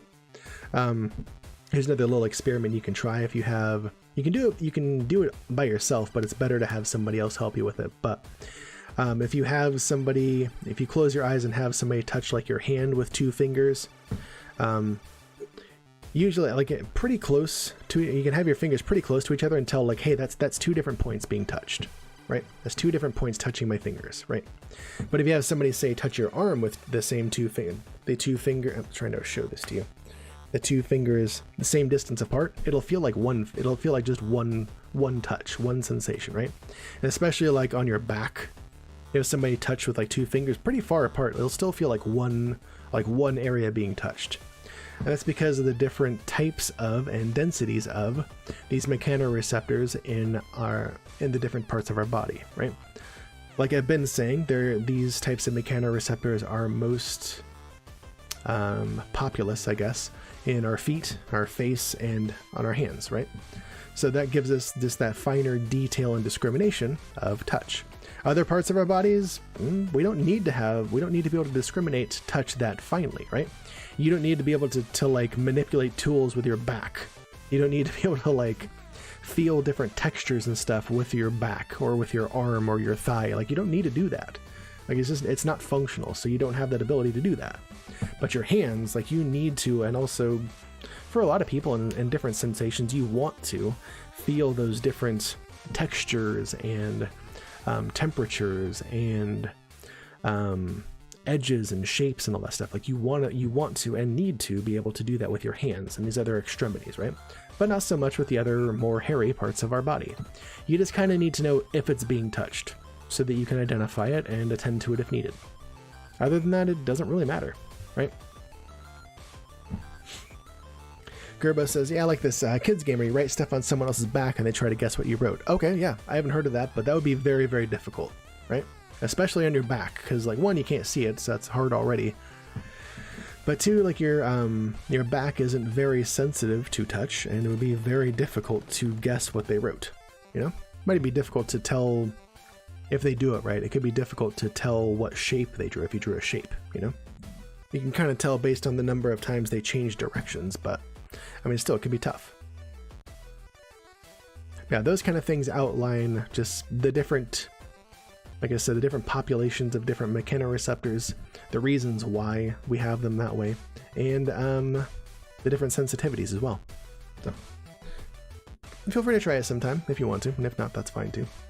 One of the first times I saw, hey, Sally found a kitty. You know the deal. You found, dang, you're on a roll with these, jeez. You found like 5 since you started searching, that's savage. But the first time I saw that little touch experiment was when I was in one of my first behavioral neuroscience classes in college, and I thought it was really cool, really interesting. So, indeed, she found one. You know the drill, Savvy. Give me the name and type of kitty, and I will add it. Or if one of our wonderful moderators makes it in before that, they can add it. I don't know if they will. So those are the different types of mechanoreceptors we're going to talk about right now. There are other ones, but we're going to save that for next week when we talk about proprioception and pain and thermoreception and things like that, right? So these are the ones that are called, again, the cutaneous mechanoreceptors, or the cutaneous receptors. The ones that are responsible for our somatosensory sense, or our sense of touch. And they are different than the mechanisms that are responsible for pain and temperature and things like that. They're similar, but different. Rip sanity, got him. So that's where the sense of touch starts. They start at these different sensors within our skin, and they go from there. Where do they go? Well, they travel from the different parts of your body to the spinal cord first. The mechanoreceptors, they start all over in our skin, and right now we're just going to talk about, there's 2 different pathways for this, right? It depends on where you're being touched. The pathways and stuff like that for your face being touched, that's different than this mechanism we're going to talk about right now. This is for the rest of the body, like the back of your head, your neck, and everywhere else in your body. That's this process. Your face is different. We're going to talk about that in a minute. It's innervated by a different type of, or a different pathway. We'll talk about it in a minute. Those of you who are here for the cranial nerves discussion, you'll recognize it. Anyways, so those mechanoreceptors are in our skin, right? That's where the action potentials begin on the way up to the brain, right? They begin at those mechanoreceptors. Remember, they have mechanically gated ion channels, so when they are pushed, when they're deformed, when there's kinetic energy applied to them, that opens those ion channels for them. That allows in waves of sodium ions, and it starts that action potential and says like, hey, there's activity here, something's happening, right? So there's mechanoreceptors in our skin. The axons of those run to our spinal cord in the peripheral nervous system, everywhere except for the face, right? I don't know why I feel like I need to do this to illustrate my face, but everywhere in our body except for our face, this is happening. They go to our spinal cord, the horns of them, which are right here and right here. This is what are also called the dorsal horns of our spinal cord. This is, by the way, what our spinal cord looks like, or at least part of our spinal cord. This is the the more grayish matter of the spinal cord. The spinal cord itself is more kind of circular, but there's always this kind of butterfly pattern in the spinal cord itself. And the dorsal portions are for what are called sensory afferents, or afferent neurons. We talked about afferent and efferent neurons before. Afferent neurons are ones that approach the central nervous system. They bring sensory information in. Efferent neurons, those send out information from the central nervous system. They exit the central nervous system and go out to your body, right? So the Yeah, Gerbo, this is a cross section of the spine. Yes, but the sensory information comes in the dorsal horns, the dorsal horns of the spinal cord, and these efferent signals, the motor signals, go out the ventral horns down here. So just to orient you, the ventral part is going towards our stomach, right? So this will be towards these parts. If this person was standing straight up, this is going towards the front of their body. These dorsal horns are going out like the back of their body, their dorsal part, where a dorsal fin would be if we had one. Kyle said, just in case people don't know where the face is, I just want to let you know, this is it, right? You can't see me. Efferent neurons are deferent. They are. Is the gray part in between bits of each vertebrae? This is going through your entire spinal column. I'm going to show you some vertebrae later. There's a hole in each one of the vertebrae, and this goes through the entire thing, right? So this isn't just like between each bit of the vertebrae. It's an actual continuous cord that goes through. Your vertebrae are what are in bits. Oh no, it's not like the mortar holding together. No. Oh, you're thinking of the sorry, no, those are intervertebral discs, I think is what those are called. Gosh, those are no. It's not that isn't those. No. That this is not those, the discs in between like the lumbar vertebrae and stuff that you see, those big thick cartilaginous discs. No, that's not this. Totally different thing. Totally different function, different type of tissue, all that, different thing. But good question. I like how you're trying to put that together. So this is in the center of the vertebrae. This isn't visible. If you're looking at a spine from the side and stuff like that, you can't see this. It's like John Cena. You can't see it. Okay. So anyways, but so yeah, the mechanoreceptor cells in our skin, those run to these dorsal spinal cord projections in parallel pathways, right? Which means that they each kind of have their own pathway, but they're going along the same kind of nerves, right? So they'll each kind of join up and go to the same areas, but they're going along a similar pathway, but they each have their own little part of it, right? Kind of like they each have their own lane on a highway, you know? They're all going to go the same direction, the same path and all that stuff, but they each have their own little bit of it. Think of it as like a million lane highway, you know? Kyle said that made you actually lol. Good, I'm glad. I want to get some more humor and like relatability in these talks. I don't want to make them super academic because that pushes people away, you know? That makes it less accessible, and that's not what I'm trying to do here. So I'm glad that it can make you laugh with it as well. It should. Invisible cord. We are all cyborgs. All cycords. Also quest time. I see you guys are on it. Good. So the mechanoreceptor cells, those innervate parallel portions of the spinal cord. Usually through area here 3, 4, and 5. It's kind of small there. But area 3, area 4, and area 5. Area 3 is this little delineation here. It comes up. Area 4 is this little larger delineation, and area 5 is this big chunk right here. So these chunks right here, 3, 4, and 5, this is for cutaneous, what's what I'm looking for? Cutaneous sensation. Those are the parts that are transmitted there. And that's on this side and this side. It usually, I think, transmits to the nucleus proprius here, right? Area 3, 4, and 5 transmit to this nucleus here, which is going to be running, again, through your entire spinal cord. Savvy says, please add a tailless Manx kitty with a tabby coat and white fur on her belly and legs named Kiki. I will add this. I will add this for sure. Here it is. Boom. Added 504 kitties. Thank you, Sabby. Appreciate that. It does sound adorable. I agree. That's a good one, Sabby. Got him. I love it, Kyle. I see you guys took out Calico Casey. Speaking of got him, we got Calico Casey, which means Little Fatboy gets a treat. You guys get some kitty cam. He tolerates my touch for a moment and then gets a treat. Thank you guys for donating again to Fatboy's Fat Belly Fund, dedicated to keeping him the fattest kitty on Twitch. He appreciates it. I appreciate it. Y'all love it. It's a win-win-win. You get some bonus butt pats. Bonus butt pats, Fats. Bonus butt fats. Kyle says, "Want to hit partner? I'll be very disappointed if I don't get myself a Gotham emote." That's a good one. I'm gonna write that down. I'm keeping a running list of emotes I want to add when we get to partner. That's a good one. We're gonna do it. Gotham is something we talk about and say all the time. Ideas so far are Rip. That's one we talk about a little bit. Nice to have our own Rip emote, but that's kind of lower on the lower priority. Nerd comes up quite a bit. We obviously got to have a Chomp emote. Obviously, I'd love to have a hipster emote where like it's like a hipster dude like adjusting his glasses and throwing a scarf back or something like that. It's kind of like a too cool emote, like a And I put hide. Why did I put hide? I don't know why I put hide for one. That might not come out. And also a Gotham emote, a treat emote. Ooh, I like that.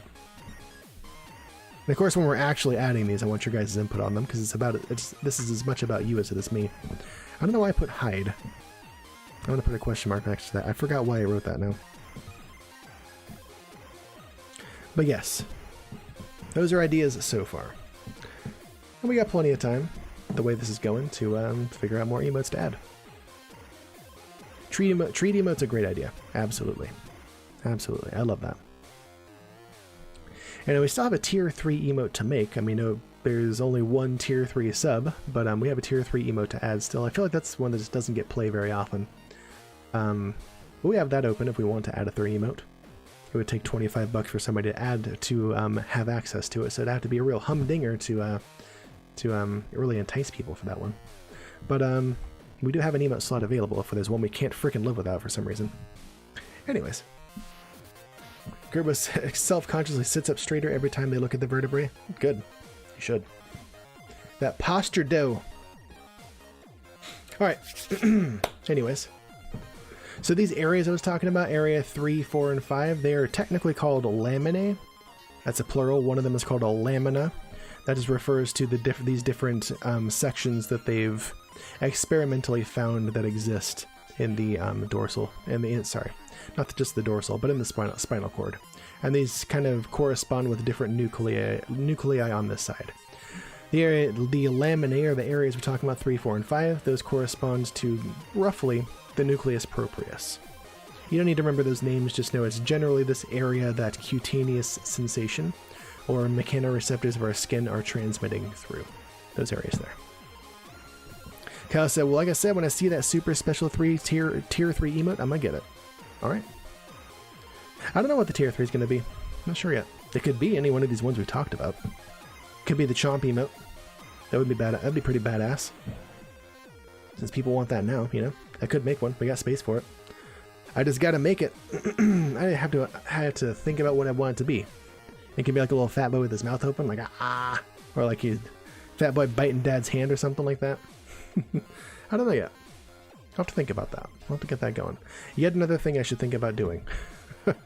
The more I do for the stream, there's just like so much more I need to do. Oh my gosh. Anyways, so this is I freaking love that kitty, dude. The kitty wearing a chef hat named Ignis. Love it. That was the best part of Final Fantasy 15. That's it. Like the most random times. That's it. I've come up with a new recipe. You talk about Ignis like we're just walking down the road, dog. Like, what are you doing? That's heard his name in turn. Yeah, he does that. Oh, that good boy. I clearly didn't do enough for the stream. I need one more thing to think about. That must be it. That must be it. Anyways, so tactile info or cutaneous info. Those are interchangeable terms. Tactile info from the lower extremities, i.e. your legs, those travel along the more medial portion of the horns. The more medial portion, the more middle portion of the horns. That's called, actually has its own name. It's called the gracial tract. This is just extra credit. You don't have to know these terms. May not come up again. And then info from the trunk, arms, and neck, everything above your legs, that goes on the more lateral portion of the dorsal horns called the cuneate tract. Right? So they go on different portions of this. It's kind of graded, kind of like the there's a bit of a, I guess, a map to it, kind of like there is for the visual cortex, kind of like there is for the the the olfactory cortex like you talked about, it's mapped to different parts of your body. Same thing here. Same thing here. So yeah, those mechanoreceptors have their axons come to the spinal cord and begin to travel up the spinal cord. And they travel up a different portion of the spinal cord depending on where in the body they originate from. Lower extremities are going to be on the more medial portion of these three laminae, and the upper body portions are going to be in the more lateral portions. And you can see they're thinner here in the middle, and they're larger here on the outside. Larger lateral portion, larger cuneate tract, thinner, more medial tract, the thinner gracial tract. Anybody take a guess why? Why is that? Why is the laminae thinner here, meaning that there's probably less axons, less neuron coming through here, versus the lateral portion, the cuneate tract? Why is that? Anybody have a guess? I'll of course tell you, but why is that? What do you think? The sniff region? Is that what it is? I like it. Yeah, you know, the sniff region. It's fine. Don't worry about it. Yeah, why is that? Why are these laminae thicker and denser on the lateral portion, the part for our upper extremities or upper body, versus the part for our lower extremities? Why is that?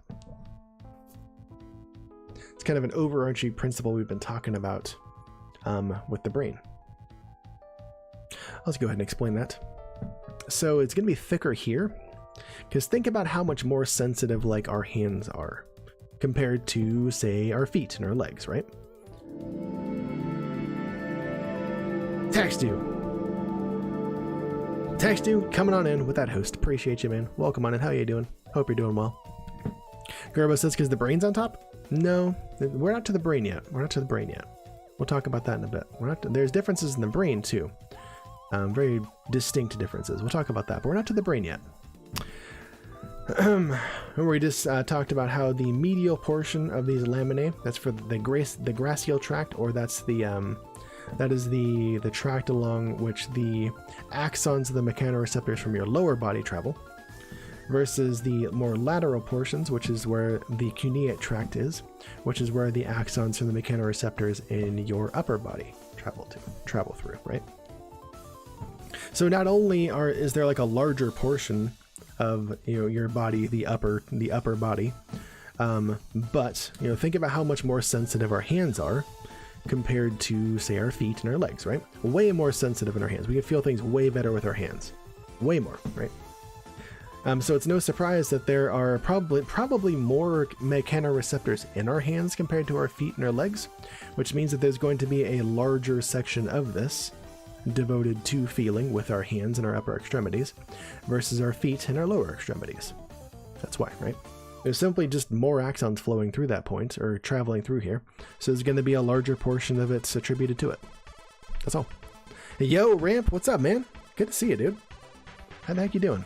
We're just here talking about the spinal cord and the somatosensory cortex, Some little light learning, it's fine. Don't worry about it. But please go check out iRampRef sometime, guys. Very positive streamer. Plays some Dead by Daylight. He plays some Dead by Daylight. He plays some Black Ops 4. Plays a lot of different first-person games. It's a pretty awesome community as well. Yeah, go check him out sometime. Please do. Please do. Like I said before, my challenge still stands. Try and go there and not hit that follow button. Try and go there and not be pulled in by that positive energy that he exudes. Please try it. I guarantee you will fail. You will fail. How you doing, Ramp? How you doing, man? Hope you're doing well. Challenge accepted. Do it, Kyle. Do it. See if you can't mash that follow button. So yeah, that is, like I said, all those mechanoreceptors coming in from the different parts of our body. They're going to be traveling up the dorsal horns of the spinal cord, right? Dorsal horn is for sensory information. The afferent neurons, and the ventral horns, the ones pointing out towards our stomach, those are for motor neurons. Those are the efferent projections from our brain. Evelyn the Archer! Welcome in, friend. How are you? It's been too long. How the heck are you, girl? Hope you're doing well. How was your holidays? How was your, how was life? Jeez, it's been a long time. I'm glad you're here. Good to catch up with you. Appreciate it. Right back at you, Ruff. Right back at you. Yeah, how the heck is life, Evelyn? Oh my gosh. I'm not sure if you've been here for one of our neuroscience streams or not yet. We've been starting the beginning of most of our streams with some neuroscience teaching and then moving into games after that. So, hope you're prepared to learn, because it's going to happen. Hope you're doing well, Evelyn. And then, yeah, so that's the dorsal horns and the ventral horns of the spinal cord. You're going to see this kind of butterfly shape if you look at any cross-section of the spinal cord that we'll happen to look at. We're going to look at one in one of the next slides in just a moment, and you'll see that little butterfly section. That is the more functional part of the spinal cord. And also, we talked about the central canal before, right? We talked about that when we were talking about the cerebrospinal fluid, one of the three protective bunches, I guess, of neuroanatomy. This is the kind of canal that goes down the center of the entire spinal cord, and that is filled with cerebrospinal fluid, right? So that's present here too. It's present all the way throughout the spinal cord. So Evelyn's good. It's fine. Holidays were great. Hope for 2019 to be one of the greatest years so far. I love the attitude, girl. That's awesome. Don't think I've been to any of our science streams. I don't think you have either. Yeah. Hope you enjoy it. Talking all about the sense of touch. We talked about the different, what are called mechanoreceptors in our skin already. Now we're talking about how those cells travel through our dorsal, through our spinal cord, up to our brain, and how those are mapped into our brain to let us see the different parts, or feel the different parts of our body and all that. You lost, Kyle. I knew it. I knew it. I knew it. Curbo, these pickle emotes. What the crap, dude? I knew it, Kyle. I knew you'd fail that challenge. It's okay, though. If you fail that challenge, you actually win, so. So here are two different types of vertebrae in our body. We'll talk about why I put those there in just a moment, but so just interesting side note, axons are basically the part that action potential runs down.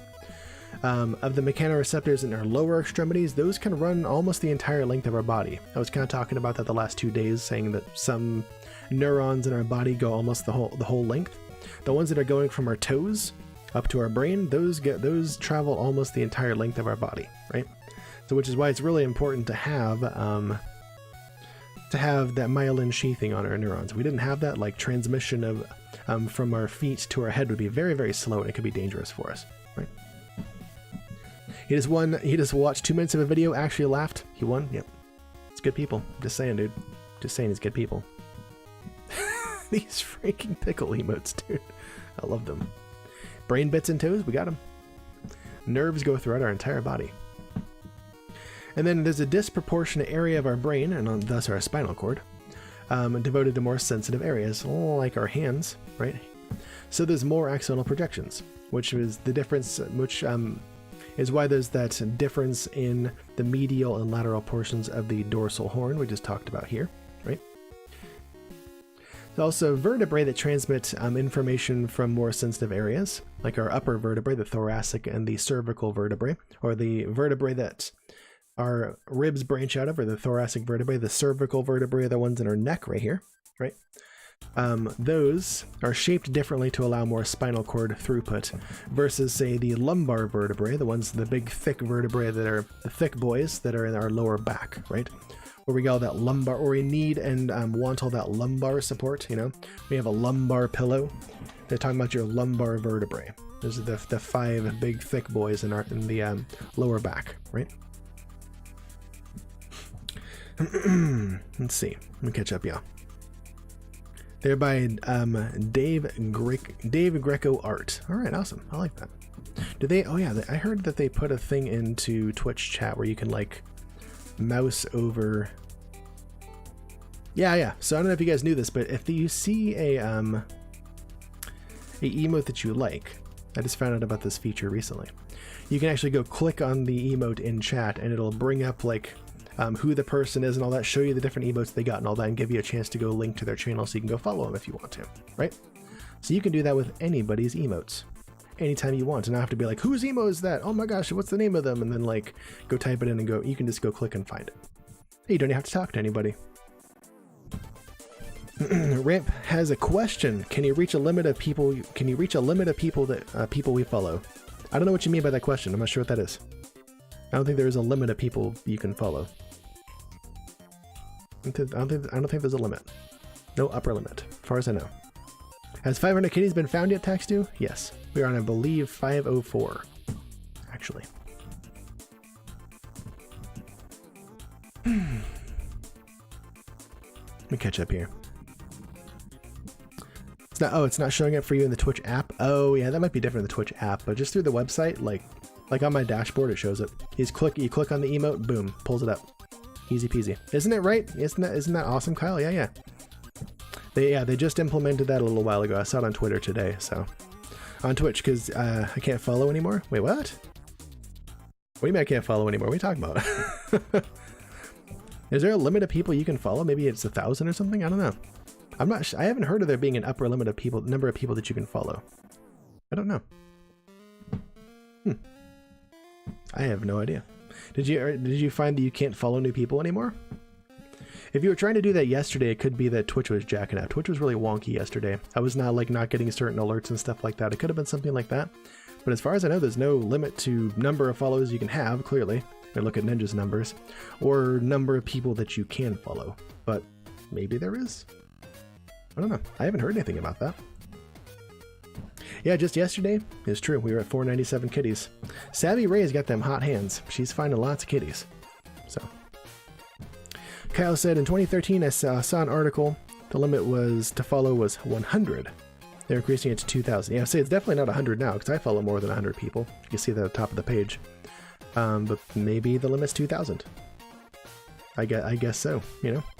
And I guess if you hit that limit, Ref, I guess it's time to go through and kind of prune that tree of people that you don't ever go see and go from there. If you want to follow more people. I don't know. I didn't know that, but thank you for teaching me. I learned something new too.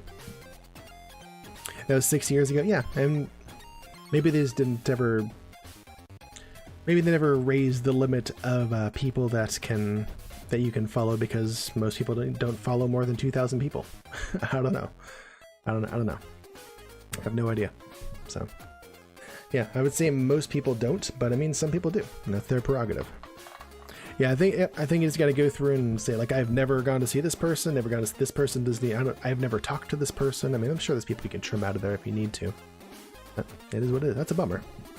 You can't imagine looking through that list. Yeah, it's going to take a long time. I go back and look at that once in a while. Like, it takes a long time to load. It sucks.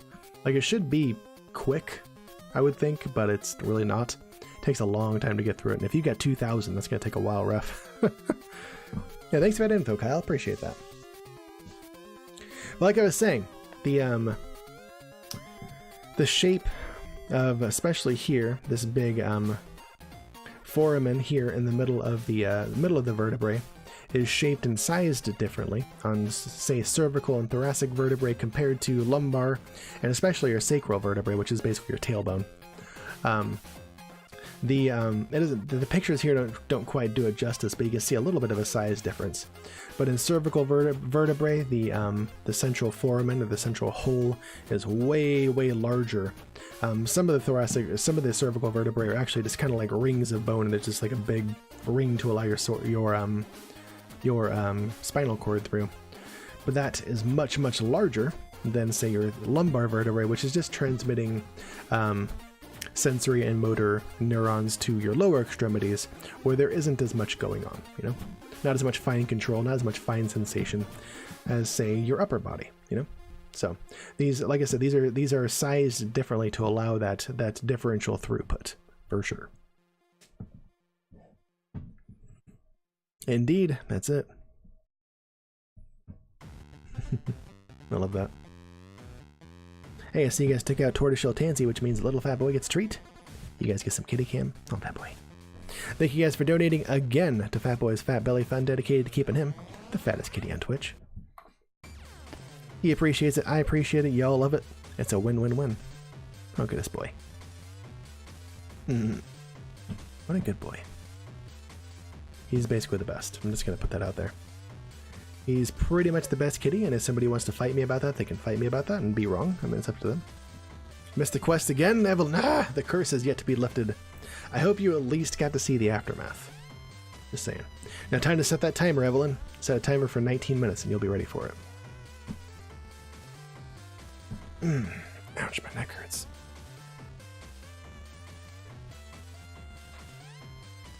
Alright, guys.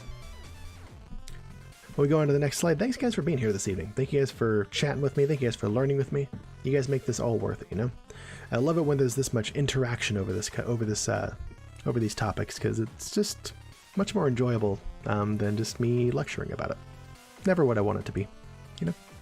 Kyle's been on point today. It's true you have. You started and soloed a number of quests today, man. You are right on it. I'm glad for you. You did get to see him, Evelyn. I'm glad. As long as people get to see the aftermath, that's all I get to care. That's all I care about. That we complete the quest. People get to see Fats. That's it. So alien looking indeed. This is kind of a this is from the text called Grey's Anatomy, not the show, but the text Grey's Anatomy. Full of very, not ancient, but very old drawings and engravings of the human muscular and anatomy system. These are all kind of common, what's the word I'm looking for? Public use, I guess, public use. Artwork that's up on Wikipedia a lot, so I fall back on these once in a while. But there's lots of different diagrams and engravings and stuff like that of the human, different parts of the human brain and nervous system and all that were done back in the early 1900s. So now they can't be copyrighted anymore because they're just too old. So looks like he's in timeout right now. That boy? Nope. He's done. He's sequestered himself. So here we see down here, we talked about the spinal cord. Here's a cross section of it. We can see that the spinal cord is, there's a bit of white all the way around it. There's a bit of a little fatty tissue all the way around it. And here is that little butterfly shape with the dorsal horns at the top and the ventral horns at the bottom, central canal and all the centerpiece right here. But there's, again, that distinctive shape in the center of the spinal cord that we see there, right?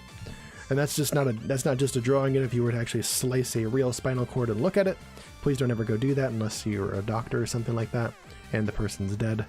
But if you were to actually look at that, you would see that shape as well. It goes all throughout the spinal cord. Ouch. So we haven't talked about this yet, but neurons carrying the mechanoreceptor info from your skin along those cuneate and those gracial tracts and the the medial and the lateral portion of the dorsal horns respectively. Those are called first order neurons, right? Those are like the first neurons that are carrying that information to your central nervous system, right? So that ruins my plans for tomorrow. I was going to cut somebody's spinal cord. Jeez. Yes, exactly. PSA, do not slice the spinal cord. Just don't do it. Bad news. Bad news. That is kind of irreparable damage. But yeah, there's, like I said, these mechanoreceptors we've been talking about this whole time, going up through the spinal tract and all that, or the spinal cord. Those are first order neurons. Those are the first set of neurons carrying this information to the central nervous system. These neurons continue all the way up to the medulla, right? And those synapse with what are called second order neurons are basically the second neurons in this chain at the aptly named cuneate and gracial nuclei, respectively, right?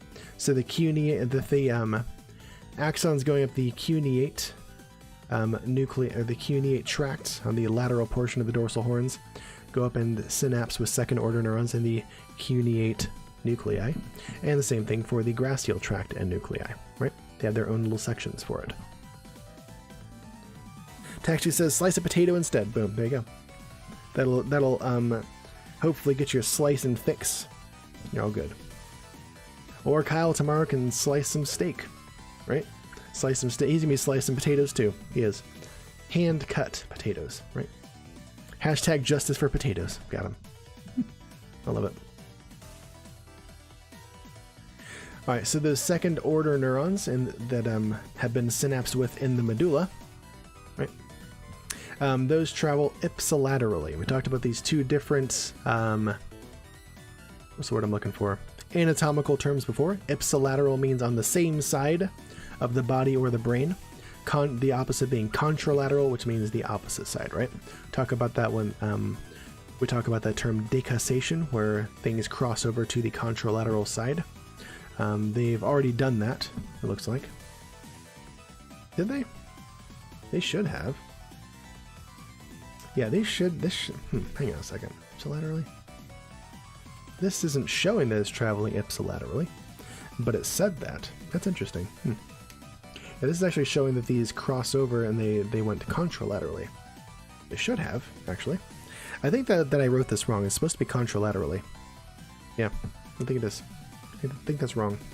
So leaving the cuneate and the gracial nuclei, these actually travel contralaterally. They cross over to the opposite side of the brain. Usually when sensory or motor information is entering or leaving the brain, they cross over, they decussate to the opposite side of the body or brain. And it happens here too, right? I think I just wrote that wrong. I don't know why I did. Gerbo said ipsilateral, same side, versus contralateral.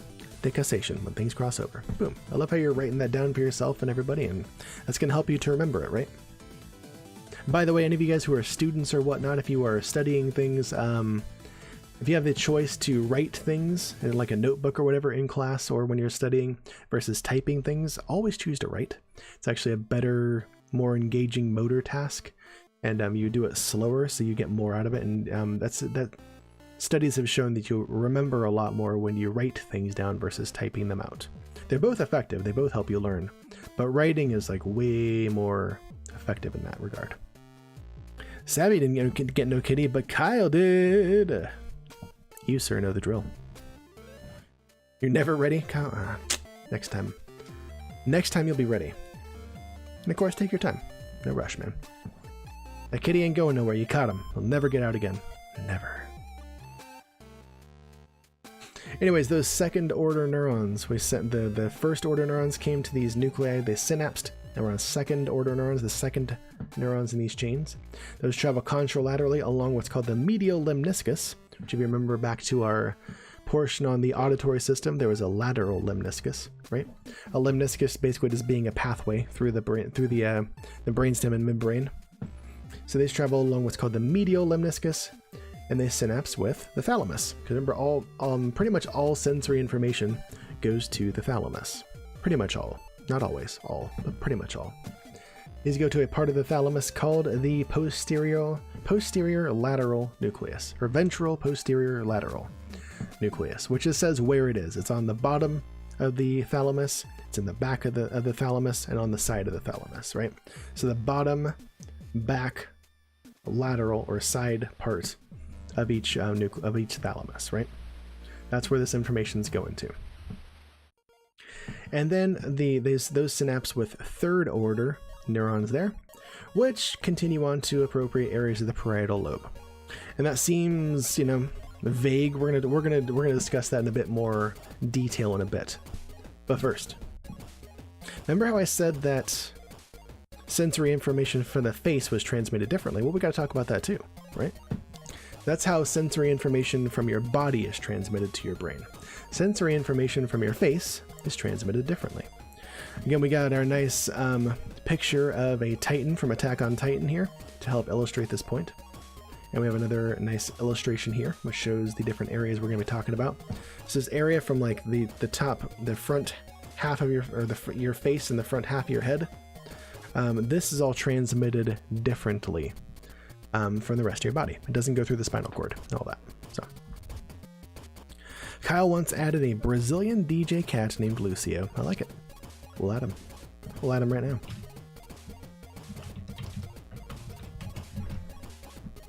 Boom. Oops, hang on. That's not the one I wanted. 505 kitties. Boom. Gerbo says, hey, I can see where I get headaches. You get headaches like on the front of your head and stuff like that? Migraines or whatnot? Some people, there's a theory going around that this nerve, the fifth cranial nerve, the trigeminal nerve, which we talked about during our talk on cranial nerves, that has a lot to do with migraines. There's other theories that says it's not it. Scientists don't really have that nailed down just yet. The side mostly, your left temple, don't know why. Could be something wrong with the way with vasoconstriction and dilation in that area specifically. Couldn't say why. Don't know. There's also some people like me who like don't get headaches. I simply don't get them. I don't get them when I'm on caffeine or off caffeine. I don't get them from stress. I don't get them from like sensory stuff going on. I just don't get headaches ever, you know? I can count on one hand the number of times I remember having a headache. So, some people just don't get them. You've had them ever since you were sick this one time. Oh gosh, I wonder if that changed the physiological workings of that part of your head for some reason. Don't know. Sebby said I had a coworker that used to call her migraine medication horse pills. Yeah, they're probably because I've heard of medication called that too, because they're giant pills, right? They're pills like this. They're the size of a horse, or not size of a horse, but of a size that you would think you would give to a horse to swallow, right? Get it. Gerba said I never used to get them. You get dizzy instead. Now you get dizzy and headaches. That's a bummer. It makes sense that this is happening on the side of your head, right where your vestibular system is. Professor Melko! Welcome in, my friend, and thank you for that host. Appreciate that. How you doing? We're just here talking all about the sense of touch. We just started talking about how the sense of touch is transmitted from our face, which is different from how it's transmitted from the rest of our body. How you doing, Melko? Good to see you, man. Thanks for welcoming Melko, guys. Appreciate that. Thanks for making this one of the friendliest places on Twitch. I appreciate that. My dream is to, when we have a bunch of people in chat, to like have everybody welcome a new person in all the time. That'd be super cool, right? I don't think you see that too often in people's chats. And wouldn't that just be like one of the coolest, like most friendly things we could do? Most positive, welcoming things we could do? That'd be freaking awesome. And it doesn't take very much effort on any one person's part. Super cool, right? Melka says, good, the roommate, i.e. wife, is out of town. Oh, got it. So it's pants off around the house. Nice, dude. That's good. Everybody pounce! Got him. Get those fat beards up, right?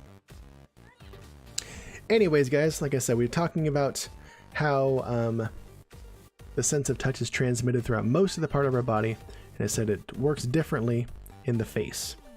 Because, if you recall from our talk about the cranial nerves, cranial nerve 5, otherwise known as the trigeminal nerve, that gives us sensory information on our face, right? And sensory information in this case being sense of touch, right? So the sense of touch for our face doesn't go along the normal nerves, it goes through our cranial nerve. And they're called cranial nerves because they go through your cranium and they don't go through your spine. The rest of the nerves we've been talking about are quote-unquote spinal nerves because they go out your spine. Cranial nerves do not do that. So the way that touch information is transmitted from your face is different. It goes along a different pathway. The mechanoreceptors are largely the same. You're going to get those. Your face is very sensitive for touch, so you're going to have a lot of the same types of and distribution of mechanoreceptors as you have in your hand. A lot of Merkel cells, Meissner and Pacinian and Ruffini corpuscles, things like that. You'll have those same kind of things. You'll have hair cells, that are going to help you, or hair mechanoreceptors that are going to help you feel when your hair is removed. Very, very sensitive ones, right? Same kind of thing. But it's going to be transmitted differently, right? So recall that the trigeminal nerve, it's made up of 3 different branches. That's why it's trigeminal, right? It's twinned, or it's thrice twinned, right? There's 3 different branches, one on each side of our face, so they're twinned 3 branches. You can kind of hold your fingers like this, and it'll kind of remind you where the 3 branches go, if you can't already see them. One of them goes up to our forehead and the top part of our head. That's called the ophthalmic branch. The maxillary branch goes along the maxilla, which is your top jaw, and the mandibular branch goes down your mandible, which is your bottom jaw, right? Also color coded here for those of you who want or need that. Ophthalmic branch gives a sensation in this part of our head. The maxillary branch gives a sensation here, and the mandibular branch gives us a sensation all along here, right? Those are the 3 branches of the cranial nerve 5 and where it innervates. It's the most welcoming community. I'm glad, Melko. That's what we're doing. That's what I like. It might be one of the most warmest welcomes we've given, and I appreciate that. Let's keep doing that, and let's keep increasing that, guys. Let's make this the most welcoming place to be. That's something that can be had, I think. as something that we could do, you know, something that could set us apart from other communities, and I would love that. Sabby, holy crap, another kitty. Oh my gosh, you were crazy, girl. Wow. You know the drill. Let's see, where was I? But yeah, we talked about how there's similar mechanoreceptors in the face compared to the rest of the body. Well, I also was saying that cranial nerve 5, or the trigeminal nerve, does not go to the spine like the sensation for the rest of the body, but it synapses what's called the trigeminal nuclei of the pons, which is in the brainstem, instead. We talked about that. We talked about that when we talked about cranial nerves, how all the cranial nerves start from, or most of the cranial nerves, besides cranial nerves 1 and 2, those all come out of the brainstem, right? And this one's no different. This one originates from the brainstem, so the sensory information that's bringing in is going to go to the brainstem, not along the spinal cord, right? So those first order neurons that are in our face, that hasn't changed. The first order neurons are still the ones that are going to have the mechanoreceptors at the end that are going to be responsible for transmitting that sense of touch. Those synapses at the trigeminal nuclei and the pons, with second order neurons, those go to the ventral posterior medial nuclei of the thalamus. We call that the mechanoreceptors that went through the spinal tract. Those synapsed in the thalamus at the ventral posterior lateral nuclei. These go to these ventral posterior medial nuclei, so a little bit different, right? And synapse of third order neurons here, and those same third order neurons project to the parietal lobe, like the other somatic afferents, right? And it's a term we're going to hear more and more often, somatic afferents, right? Somatic afferents are basically just the nerves that are the neurons that are going to be transmitting the sense of touch. That's all it is. Somatic meaning like sense of touch for your body, and afferents meaning those neurons that are approaching or transmit signals to the central nervous system, right? Opposite of that being efferent. We talked about that earlier. All right, get your lurk on, Kyle. Enjoy that. Have fun, man. So yeah, that's how that differs. Or that's how the sense of touch in our face differs from the sense of touch in the rest of our body. So we talked about how all the sense of touch goes through our thalamus, like most of our sensory information does, except for the sense of smell and taste too. Yeah, taste too. Taste also doesn't go through it. But also, we talked about how this information goes to the parietal lobe. We haven't talked about the parietal lobe too much, but yeah, this information goes to the parietal lobe. We talked about that when we had our talk about the 4 different lobes of the brain. But the parietal lobe contains a special cortex within it, a special gyrus, called the primary somatosensory cortex, right? That's this little pink strip right here. You might recall from our basic talk about the 4 lobes of the brain, there's this bit called the central sulcus, a very distinct anatomical feature of the brain, a big old like cleft right in the middle of the front and back part that delineates the frontal lobe, which is a very large part of our brain actually, from the parietal lobe, which is a large part of our brain right behind the parietal lobe, right? These 2 parts right next to each other are termed the primary motor cortex in the frontal lobe and the primary somatosensory cortex in the parietal lobe, right? All this information we've been talking about, all this sensory information, this is where it ends up. It ends up in the primary somatosensory cortex in our brain. You can move your ears? That's not true. You cannot. You move muscles that are attached to your ears, which kind of causes your ear to move along with it. But the ear itself doesn't have any muscles and it can't move, right? So parts of our body that don't have muscles attached to them, i.e. our genitalia, we can't move those. Imagine if it were actually color-coded, that'd be super easy to study. That'd be way easier, right? We talked before about also the primary auditory cortex, and we talked about hearing, we talked about the primary visual cortex, we talked about vision, right? Now we're talking about the primary somatosensory cortex. And we say primary, there is also a secondary somatosensory cortex. I'm not going to cover that very much. That's kind of right down here in this area. It's not shown on this brain, but it's secondary somatosensory cortex is down here. And that kind of starts to encode emotional memory information and send that somatosensory sense into the limbic system to be coded for emotional memory and emotions and memory. which I can't wait to get to emotions and memory and talk about that stuff with you guys too. Quest time for whoever's ready. Evelyn, look who's freaking right on it. Hell yeah, girl. That's awesome. Yeah, quest time for whoever's ready. One thing I like about this diagram is that, I don't know if you guys can see this, but it shows the outside lateral view. We're looking at a person's brain from the left side of their head, right? If their head was turned this way, left side of their head. And it also shows, this is the right half of their brain, but the medial portion of it. So this shows like kind of a offset of their brain, or an offset picture of this brain. There's a left hemisphere, right hemisphere. This is the medial portion of the right hemisphere, and you can see that the primary somatosensory cortex doesn't stop at the top of the brain. It actually goes down into what's called the oh gosh, what's that called? The how is it, the longitudinal fissure, right? Or basically the big cleft that divides the two halves of your brain, right? Cortex continues into that, and you can see that here on this diagram. The primary motor cortex and the primary somatosensory cortex, and also the primary visual cortex, continues into that cleft in the brain, right? So like we said before, the brain is very efficient, doesn't waste any space, doesn't let any part of your brain do nothing, and it's using the inside parts of your brain as well, right? That's all surface area to be used for gray matter. That is no exception. So ouch. And I love that they show that here, right?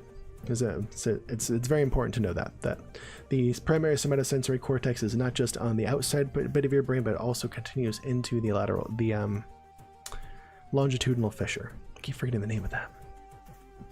Hey, welcome back, Kyle. That was not a very hardcore lurk. Anyways, I see you guys took out Fur Ninja Shinji Neko, which means the little fat boy gets a treat. You guys get some kitty cam.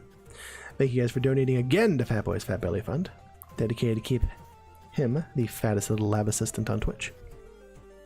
He appreciates it. I appreciate it. Y'all love it. It's a win-win-win. Oh, good boy. Kitty cam activate. Indeed. Freaking blanket lick activate. Catch up on chat a little bit. Evelyn says, oh, I've actually been trying to study emotion and memory for transactional analysis psychology. Oh, well, you'll have to keep an eye on the Twitter and the Discord and stuff like that and see when we're going to talk about that. McCoffee! Bringing over 30 freaking friends with you. McCoffee, I'm glad to see that you're streaming again. It's been too long, man. I'm glad you're able to get back to it. Welcome on in. Raiders from McCoffee's channel. Guys, get those fat spears up in chat. Welcome those Raiders in, please. McCoffee is a friend of mine, another member of the Yam Fam team. He's not been able to stream because he's been very, very busy over the holidays. I'm glad you're back to it, and thanks for bringing your friends over. Welcome in McCoffee, and welcome in Raiders.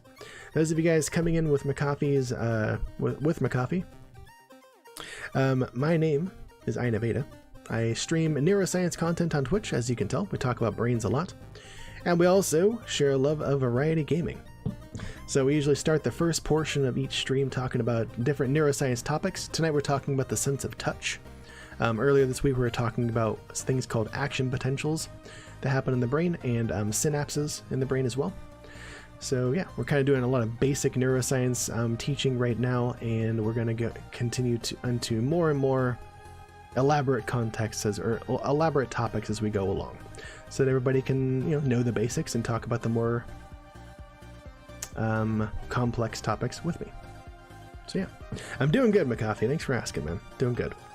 Had a day off work for freaking stupid jury duty today, and didn't get chosen for the jury. Got a little half day there, and was able to go get a haircut and buy some clothes, which I haven't done for a couple of years now, and get all spruced up for my aunt's wedding this weekend and stuff like that. So I'm doing good, man. Doing good. Hope you're doing well, McCoffee. McCoffee said they were talking about ASMR for a little bit, so Sense of Touch can play into that as well. It can. Usually ASMR is auditory, but it can evoke in people what are called a phenomenon that's called aesthetic chills. And as far as I've seen, science doesn't really explain how the heck those work, but ASMR often takes that auditory information that you're getting, can translate that into that tactile sensation of aesthetic chills, which not everybody gets. Our boy Choco Chip Pancakes was explained that he doesn't get those aesthetic chills, I get them sometimes if I listen to like an especially cool part of music that I've ascribed a lot of emotion to, or a really emotional or like inspirational or positive part of a movie that I really identify with, I'll get chills from that, you know, especially poignant scene. I'll get the aesthetic chills from that. But I don't get them too often. Some people don't get them at all, you know? Absolutely, Makapi, totally, yeah. Yeah, usually, yeah. ASMR is there like physical ASMR as well? I always thought it was only auditory. Like the A in ASMR, I believe, stands for auditory. Yeah, exactly, Mocha. Yeah, many people do get those aesthetic chills, but some people straight up don't get them. It is what it is. Milko says, Ina Beta, giant brain. I'm glad that my brain isn't too big, you know, because whales actually have freaking giant brains, but you know, anybody that's ever tried to talk to a whale can tell that we're probably more intelligent in a lot of ways than whales, because we can like talk and reason and communicate and all that stuff in much more complex ways than they can. But our brains aren't nearly as big, right? That just says that maybe the size of a brain isn't always the deciding factor, you know? In fact, there's a lot of research that shows that compared to our, you know, caveman ancestors, the size of our brain has actually gotten smaller. But we've clearly gotten smarter as a species, right? More intelligent, which says again, maybe it's not everything. Totally. Hating on whales, indeed. Now, just illustrating a point, though. I know you're just joking. It's fine. No need to illustrate that. I got you. But yeah, this is, like I said, a lot of research shows that the size of the brain doesn't necessarily matter. Not at all. Not at all. Like birds have very small brains, but are super like intelligent and super specialized in certain ways that we can't even do, right? And their brain is freaking tiny compared to ours. Yeah. The size of your brain doesn't necessarily determine whether or not you're very smart, you know? And as far as like size of brain to body ratio, elephants actually have the largest brain. You've probably heard that before, but I mean, they're not the dominant species on the planet, you know? Hey, thanks for connecting with us. Appreciate you. So, size of the brain doesn't always matter. It's how the brain's set up.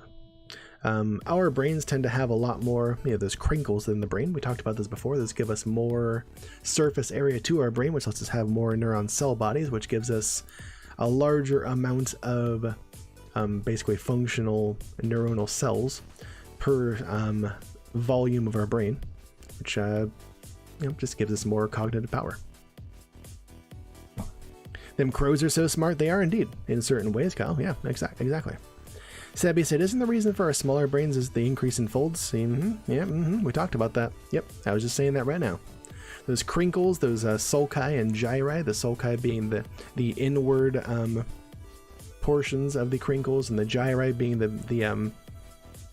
the outward portions of the crinkles, or the valleys and the hills, respectively, in the brain. That's it. Woodpecker's got the tongue wrapped around brain thing going on. What? What is that? What's that? I've never heard of this, Melka. What the heck is that? Gerbo said, birds have a skill tree perk. Was a dinosaur. It's true. Birds... A prevailing theory is that birds did evolve from dinosaurs. It's true. It's true. Thanks to those fat speakers in chat to welcome that new follower. That was awesome, guys. I didn't think about that. I like they used that for that. Good stuff, guys. You can argue a wiser species wouldn't dominate so much and live in tandem with. It's true. And there's a lot of people that want to do that, for sure. It's like a seatbelt. They have a tongue seatbelt for their brain. Oh, that makes sense. Yeah, that makes sense. Because they're constantly like hitting their head or their beak against a tree, so like they would get a lot of brain damage if they didn't have like the brain like wrapped in. Makes sense. I didn't know that their tongue would be used for that, but okay, sure. Frickin' Visual Pine bringing over 10 friends too. Tin Horn Medusa, welcome on in. Visual Pine, Gold Ninja. Man, where's Orange Ninja at? Where's our friend Orange Ninja? He's missing out. Welcome on in. Welcome. Get those fat beards up in chat to welcome those raiders in, guys. Make them more welcome. Do it. Welcome on in, guys. Good to see you. My name is Ina Beta, for those of you guys who don't know who I am. I teach a lot of neuroscience content here on Twitch. Right now we're talking about the sense of touch. We start out each of our sessions talking about a neuroscience topic.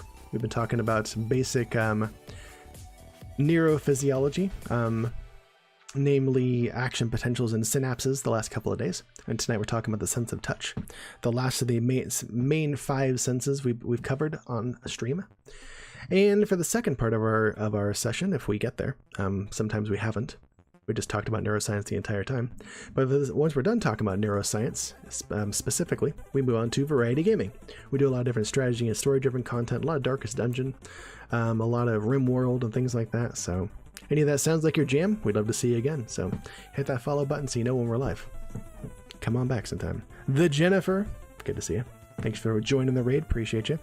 Guys, thank you for, if you guys join raids, thank you for doing that, because a lot of people leave during raids, and thank you for, being able to stick with that broadcaster of your choice and bring over that love from their community. Thanks for being a part of that. Not everybody does that, so appreciate that. Whoa, another host?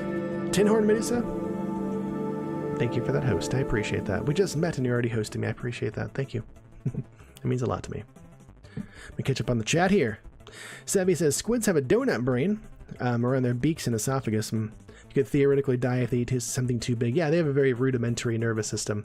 Actually, a lot of research is done on squids and other cephalopods and things that have very, I guess, more basic nervous systems, because it's easier to see if there's less going on. Like ours is extremely complex, It'd be like trying to learn about the basics of electronics by taking apart like a supercomputer. That's not the place to start. Hey, thanks for that. Thanks for connecting with us. Appreciate that. The brain is cool, isn't it, Jennifer? It's my freaking jam. I love learning about the brain. I love teaching about the brain. Every night that I teach something, I hope that everybody learns something, but I also end up learning something too. And it's great, Also, my neck hurts a lot, so I might adjust quite a bit. Let's catch up on chat here. Yep, there's our Discord if you guys want to join us over there. There's a lot of science talk there. Share a lot of our pet pics and music and other media, things like that. We help lift each other up in our positivity section, and just generally keep in touch with each other when we're not online. So if you'd like to join yet another Discord, feel free to follow that link. Come on over. Dave the Piano Guy, welcome back, dude. Good to see you. How the heck are you? So many fat beards can't keep up. That's okay. Just flood my chat with them. I am fine with this. And anybody can use that exclamation point Discord link if you want to do it. It's always available for everybody. Savvy says, fun fact, whenever I get a great idea or an epiphany, I kiss my brain. Gotta show us some love.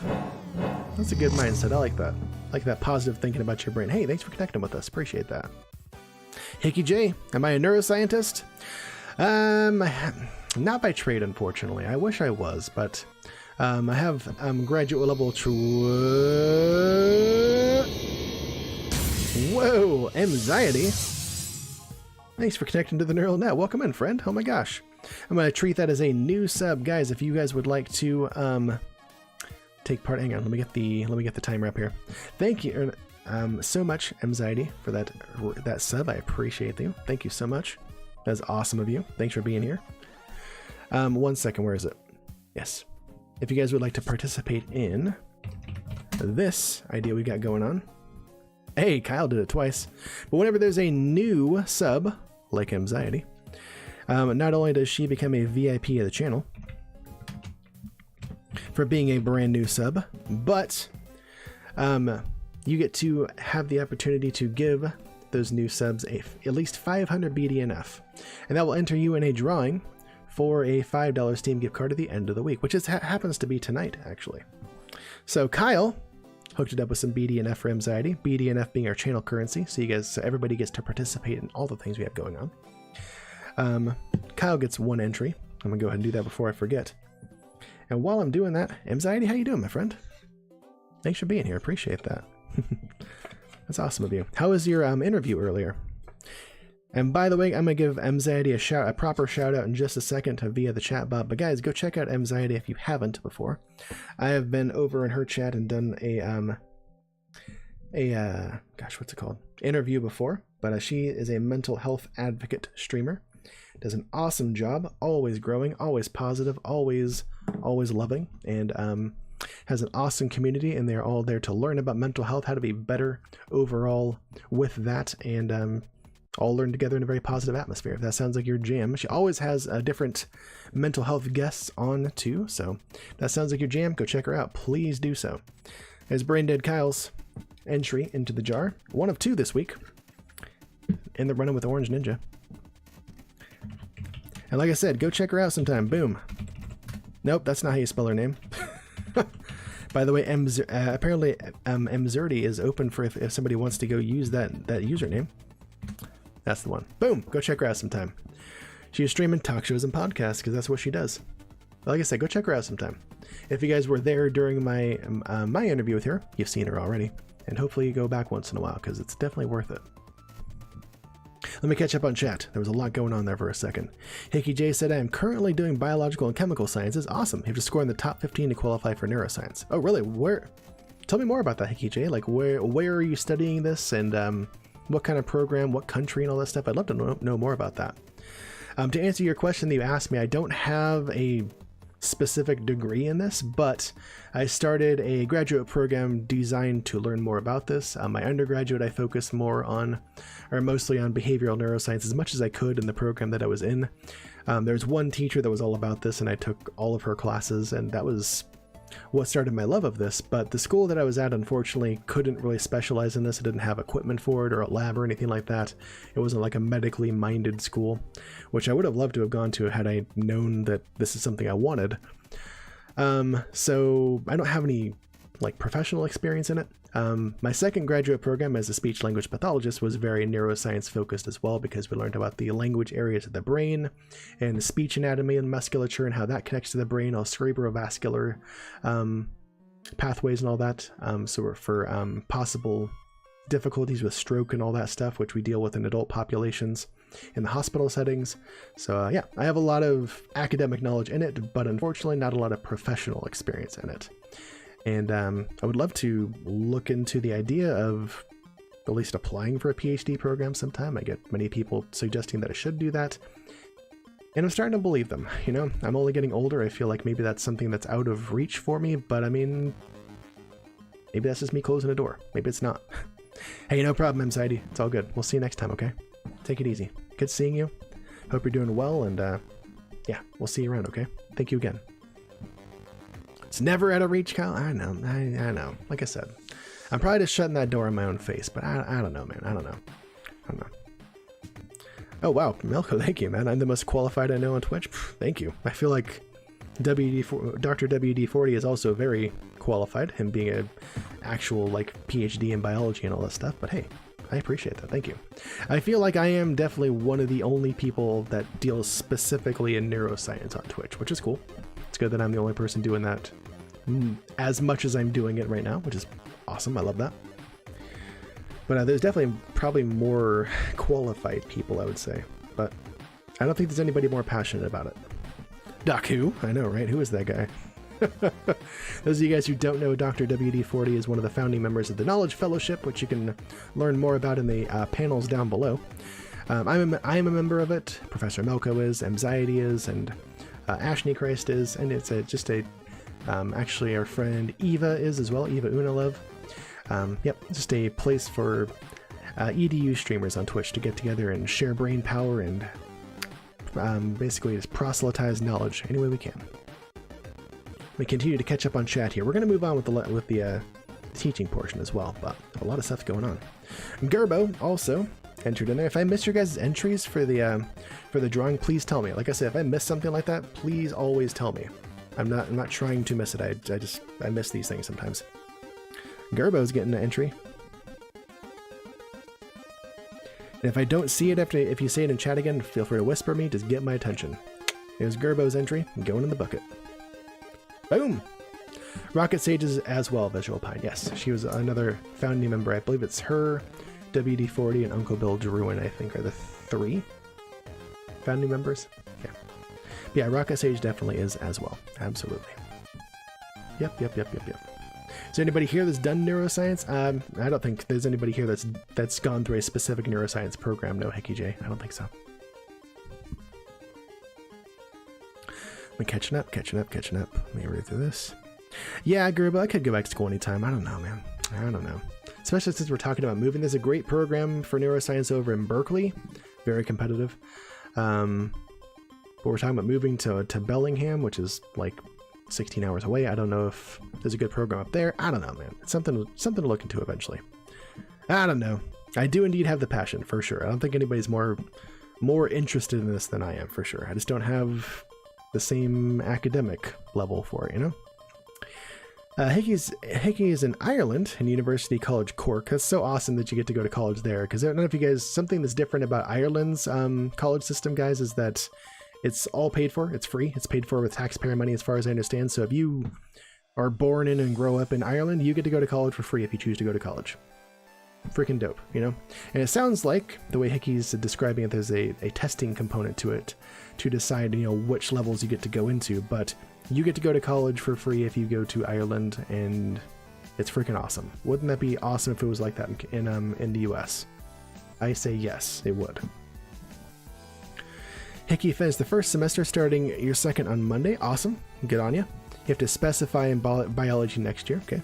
Then everybody has to decide what area they want to go into, but there's only 15 spaces out of 300 places. Wow. That's competitive, Hickey, for sure. That sounds like the graduate program I got into for speech-language pathology. There were over like 200 applicants in my cohort, and they took 10 of us. So it was very competitive. I was waitlisted originally, but I got in. So that's cool. And yeah, good luck on that, man. I hope you get into what you want to get into. For sure. Was your kitty added, Sabby? I believe so. Maybe I didn't see your kitty. Let's see. I'm scrolling back up. I believe so, Sabby. Yeah, I think I added the last one. Yep. Yeah, I don't see one up there that I didn't add. Pretty sure I got you, girl. Melko says, chat, how do we enter the thingy, and what's it for again? Oh, how do you enter the drawing? Is that what you're talking about, Melko? Only 2 colleges in Ireland that actually have neuroscience. Wow. That's why it's so competitive. There aren't a ton around my area that have neuroscience programs either. I feel like it's like a relatively new thing to have like a specified program for, you know? It's still being kind of specified, I guess, the different areas of neuroscience, because there's lots of different areas of neuroscience. That's a talk I'd like to do sometime. Talk about the different areas of neuroscience that there are. But yeah, I think it's relatively new as far as like college like tracts for it, you know? Love it. And also, I see you guys took out Django Beantail, which means little fat boy gets treat. Y'all get some kitty cam. Hey, wake up, you fat. Thank you guys for donating again to Fat Boy's Fat Belly Fund, dedicated to keeping him the fattest kitty on Twitch. He appreciates it, I appreciate it, y'all love it. It's a win-win-win. Good boy.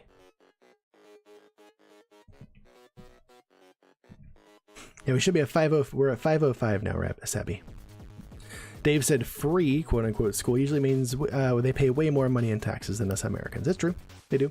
But I'm an American that thinks we should probably pay more taxes. You know, I'm okay with us all paying more and us all having more public utility, like being able to go to college for free and having universal health care. Like I'm fine with those things. Not everybody is, but you know, that's where I sit on it. Let's see. Let's catch up. Sure. Yeah, no problem, Savvy. It's all good. I don't mind you checking at all. It's all good. And if you say something in chat and I don't see it a couple times and you're asking me something specific, feel free to whisper me.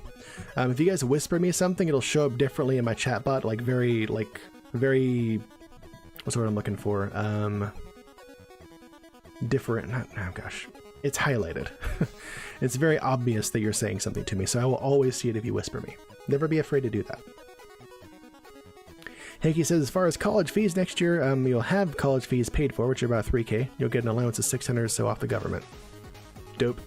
The fact that it even costs you $3,000 a semester to go to college is freaking crazy. Jeez. Can you guys imagine that? Yeah, pronounced. That was a good word for it, Melko. Yeah, they're more pronounced, right? If you guys whisper me, it's more pronounced. Yes, exactly. More visible. You guys imagine that? Like, just going to college for a semester for $3,000? Holy crap and butts. I can't think of a place in America where you can do that even. I remember when I was going to junior college right out of high school when I went back in early 2000s, it was less than 3,000, but that's not a university, that's a junior college. And nowadays I'd say that like it probably costs that much to go. It probably costs that much to go to a junior college for a semester. This is so out of reach financially for some people. Or if you go and get student loans the whole time, you're saddled with hella debt afterwards. I got that going on, and it sucks. Like, it's almost like not even worth going, you know? So, not quite, but pretty close. Okay, yeah. Thanks, Dave. I mean, yeah, that's crazy, you know? But Hickey, living in a different country, having a different, you know, setup, has a very cheap college system and gets it paid for, which is freaking dope. That's so cool, man. Are you sure you're not going to get a job if you don't have a master's? And it's true, yeah, exactly. Well, I think that's different here in America. There's plenty of good jobs you can get without going to college, and I don't think that that's really talked about enough, especially with student populations in high school and stuff like that. They really want to force not force, but coerce everybody to go to college, including people that really have no business going to college. I mean, if you're barely like surviving getting through high school, like academically, maybe college isn't for you. Like maybe you don't go do that, right? If graduating high school is like climbing Mount Everest for you, maybe you don't go to college. You know, maybe you look at something else that's not as academically focused. It's okay to do that. There are plenty of good, important, respectable jobs you can get without going to college. Really are, and I don't think that's talked about enough. Not everybody has to go to college and get a master's degree to get a job. It's true. Oh gosh, Hickey, even better. 3K a year, 1.5 a semester. Insane. Holy crap.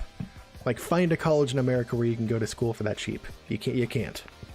It's ridiculous how much it costs compared to that. Wow, that's amazing, man.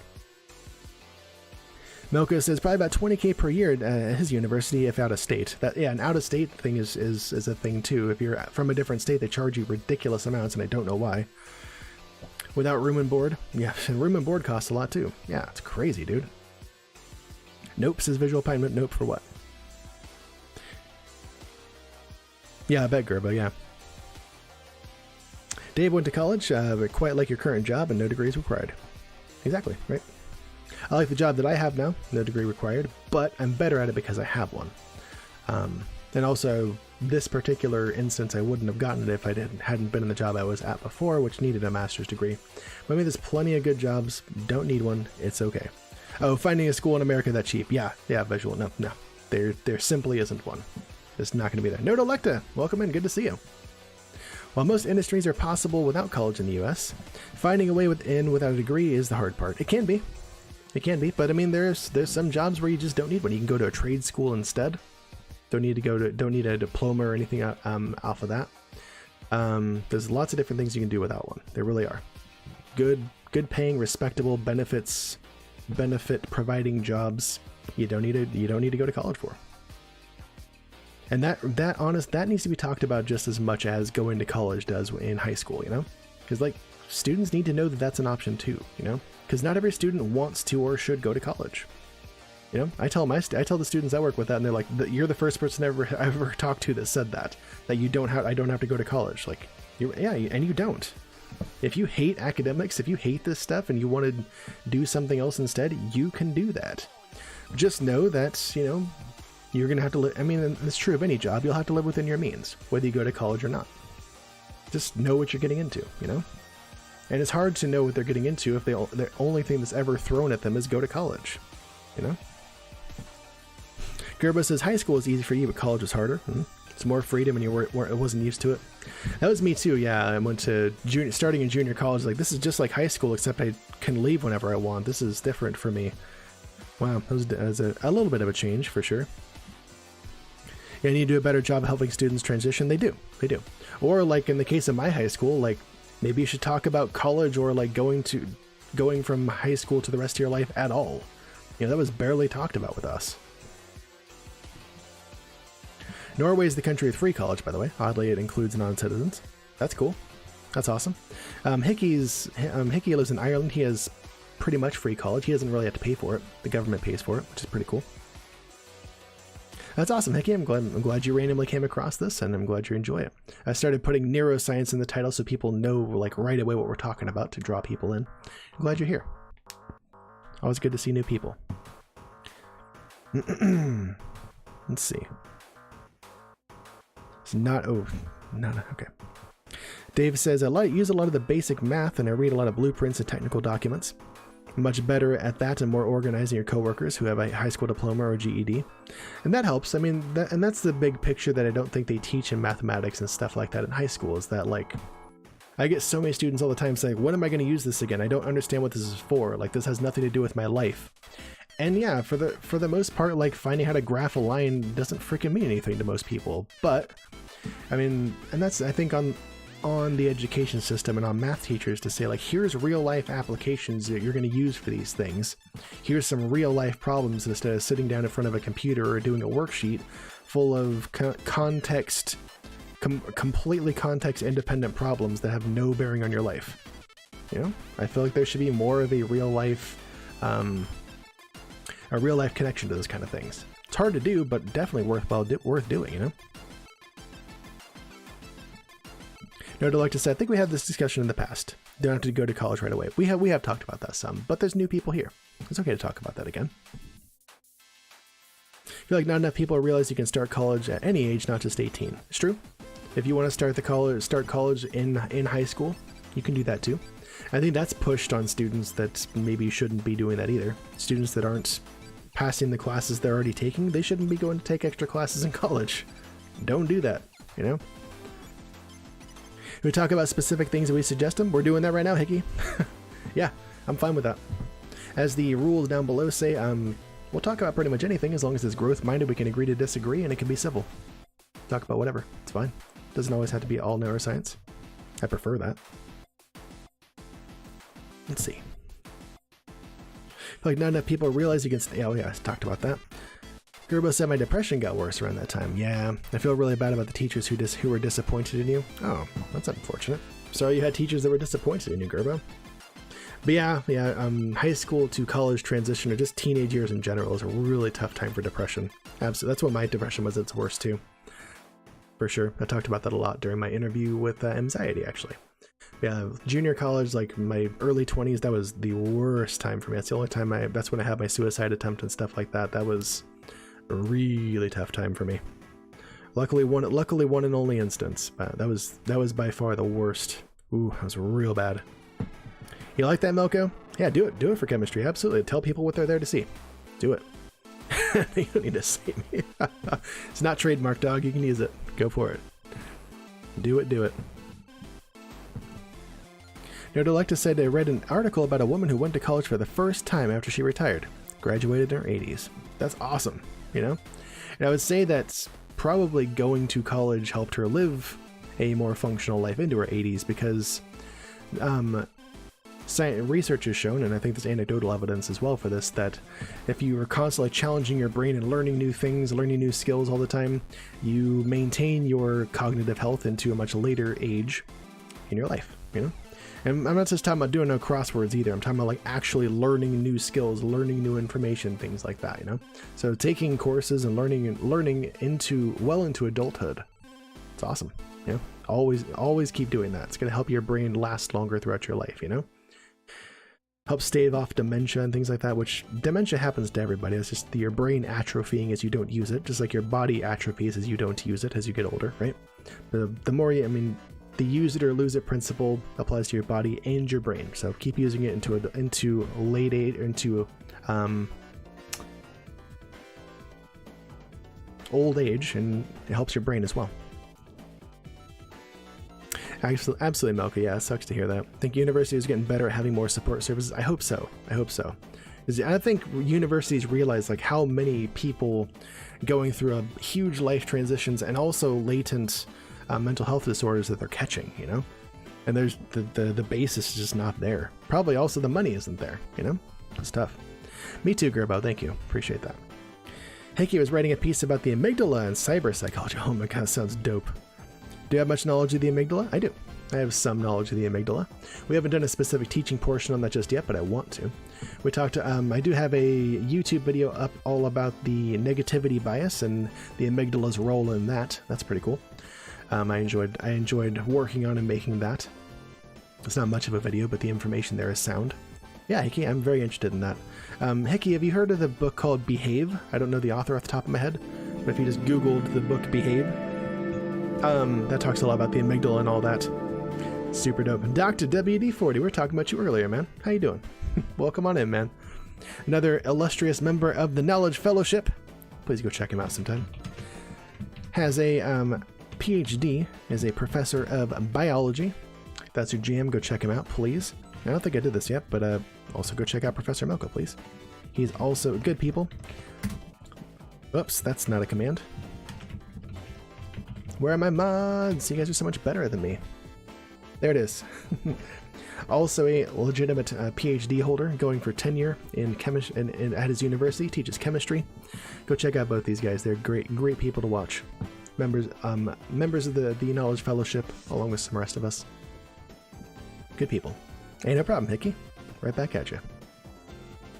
Dave the Piano Guy says, my cousin had to leave her school for a few years because she couldn't afford it. Yeah, when she went back in her mid-20s, she absolutely crushed it. And that's another thing that I could soapbox about forever is like most people probably shouldn't be starting college right out of high school. It's like they don't know what the hell they want to do. They're maybe not mature enough to handle the rigors of college yet. It's just kind of money flushed away, you know? Like, don't do that yet. Go live for a couple of years. Go travel, go work, go just do something else for a while than school, you know? Figure out what the hell you want to do in life, find a freaking passion, and then come back and go to school for it. Go just do that, please. Like, we don't have to like send kids to a 4-year university right out of freaking high school, saddle them with a bunch of debt for general education courses and a liberal arts degree because they didn't know what the fuck they wanted to take. Like, that's such a waste. Like, let's not do that to people, you know? Let's help them become the functional adults that they're gonna be in their 20s and 30s when they actually get a grip on what the hell they want to do in life and go back to school again, you know? It bugs me. Hey, peace out, Kyle. Thanks for being here, man. Appreciate you. Have fun tomorrow, man. Your wife's gonna love it, dude. I love that, Melko. It's awesome. I ain't a beta TM. Hear that dancing has similar mental benefits? Yeah, definitely does. Many sorts of movement and stuff. That's right up there with exercise. Exercise is just a huge boost for all areas of your brain. It's great. Notolecta says, isn't the use it or lose it line considered bad when discussing dementia since several causes are related? It can be. I mean, if you have like Alzheimer's, I mean, using it will help stave that off, but it's not going to prevent it. But it's not, I wouldn't say bad to talk about it, but it's not going to be the only cause. I mean, the only cause of dementia isn't just you using it or not using it.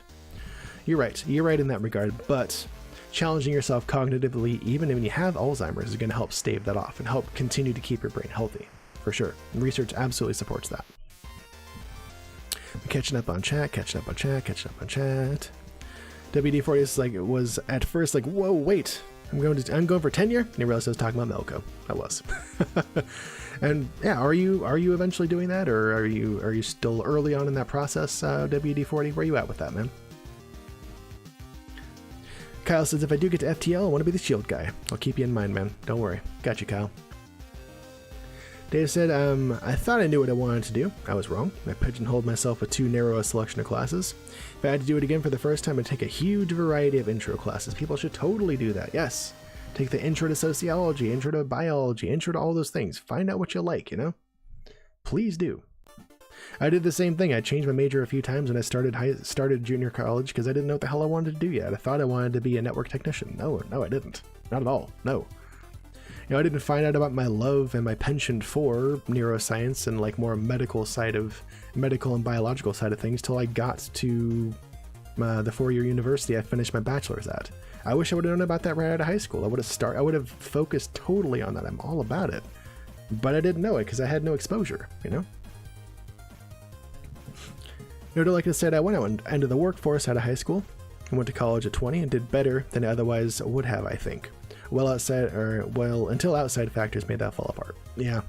I mean, some things you can't control, but I would be inclined to agree that many people that go work for a bit and just kind of learn that part of life, you know, and give themselves a chance to grow and understand what they want to do in life are going to go back and do better in college. Because one, they're older, their brains have kind of cooked a bit more, and they're a bit more responsible in that manner. And also too, like, they're going to be more involved in what they study because they want to be there studying it, you know? If you go to college right out of high school and just go do more general ed stuff that you don't want to be taking, like, well, how's that different than high school, you know? Besides the fact that you're paying for it. What? Professor Melko, connecting Dr. WD-40 to the neural net. Appreciate you, man. That means Dr. WD-40 is a new VIP of the channel, because around here, in this neck of the woods, the newest subs are the VIPs.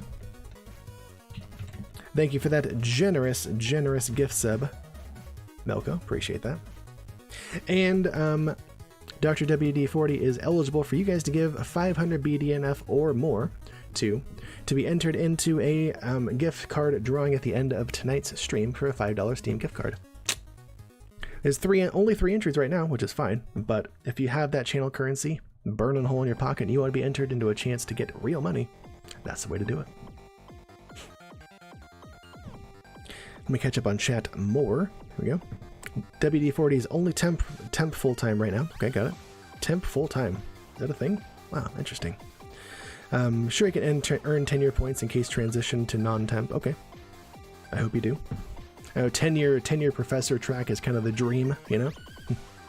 A gift will indeed help your grade in my stream. There it is. Dave said, this year I'm focusing on paying off the last little bit of debt that you have. Good. I'm glad. Then going back to school next year while continuing to work. Should be interesting. And I hope you're going back for something that you love and are really invested in and is going to improve your life and help you to be the functional part of society that you want to be, you know?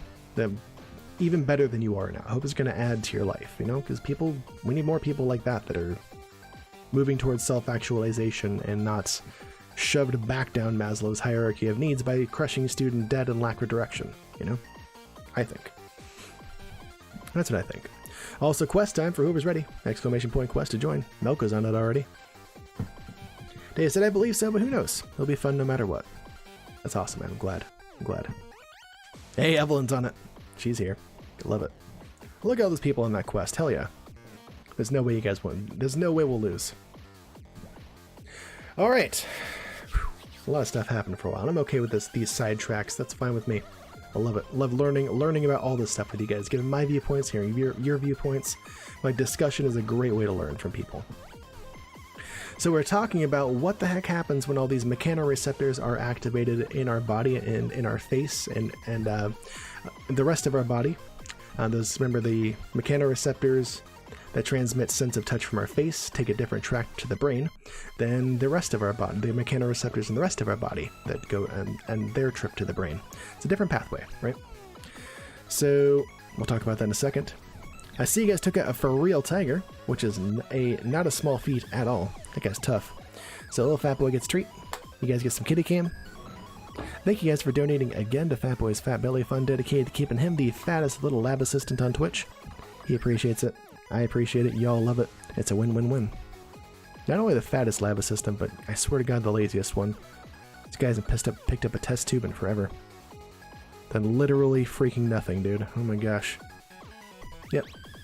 If I need him to hold something down, he's got that. Holds that blanket down well.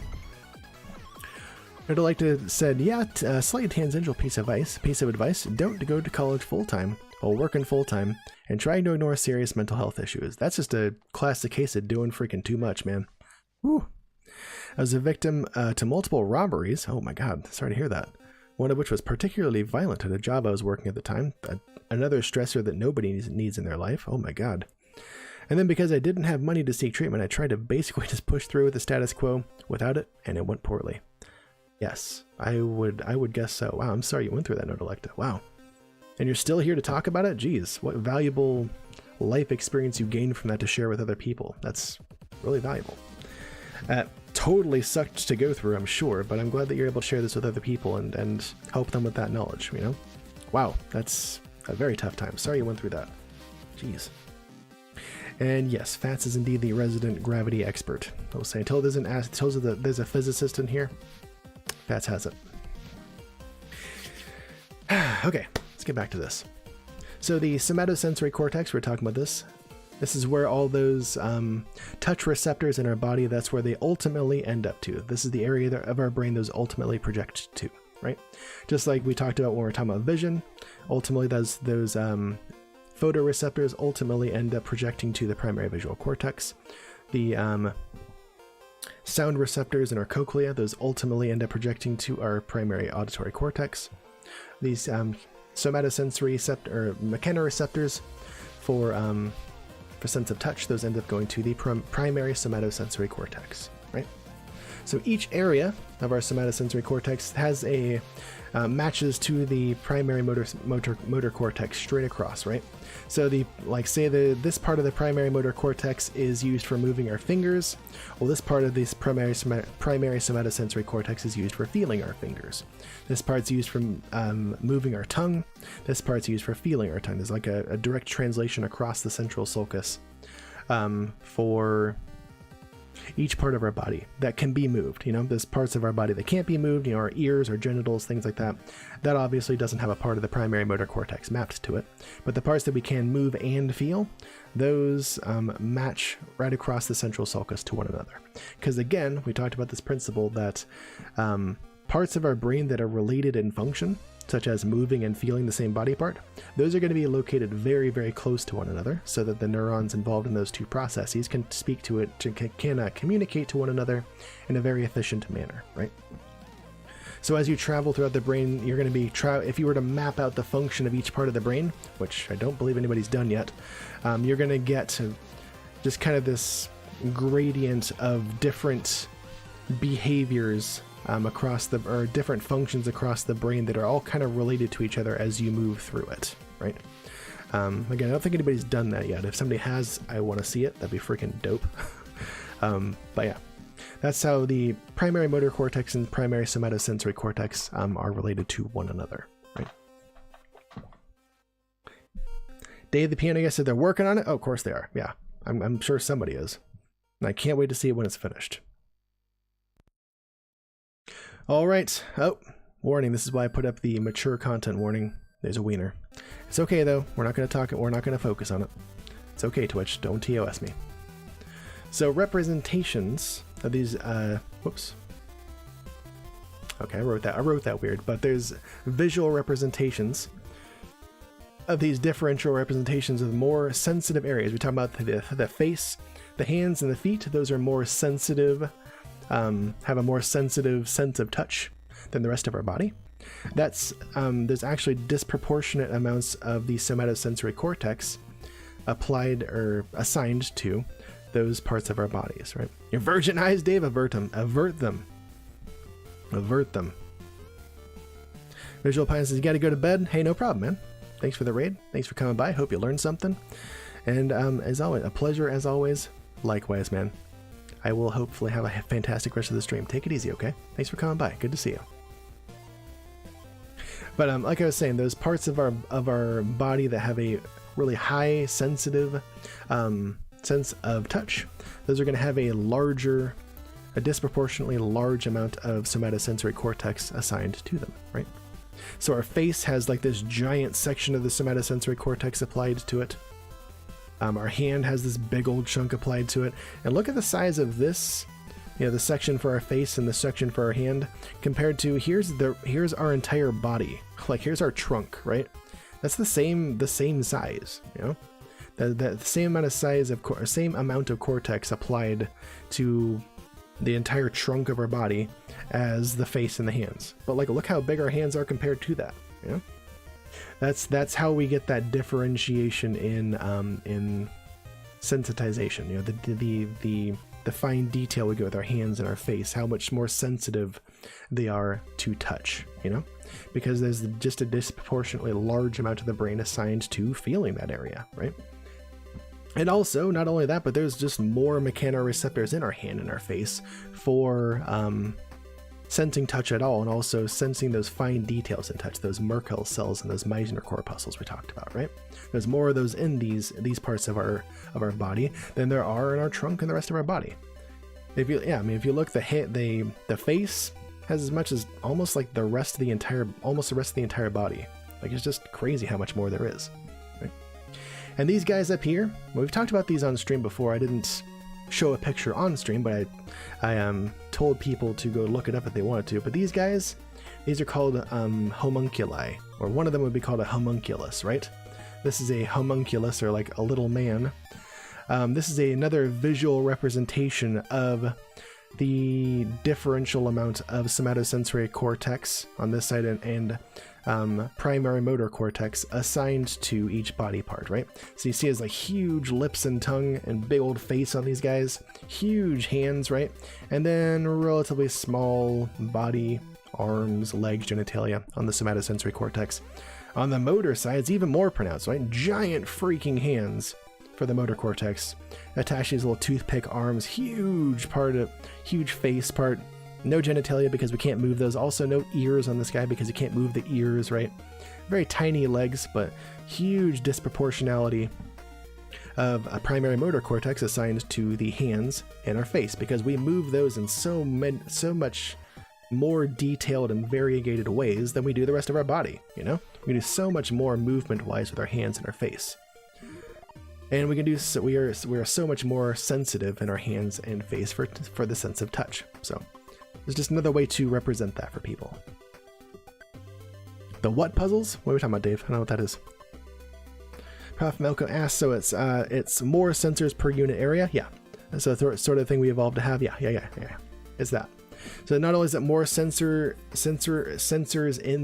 in per area, but also more cortex more cortex volume for those specific parts too, right? I mentioned some sort of puzzles 2 minutes ago. Did I? What was I freaking talking about? I don't know what I was talking about anymore, man. I'm sorry, I lost that. I don't know what that is. I don't know. Anyways, I believe I covered all this. Yeah, I did.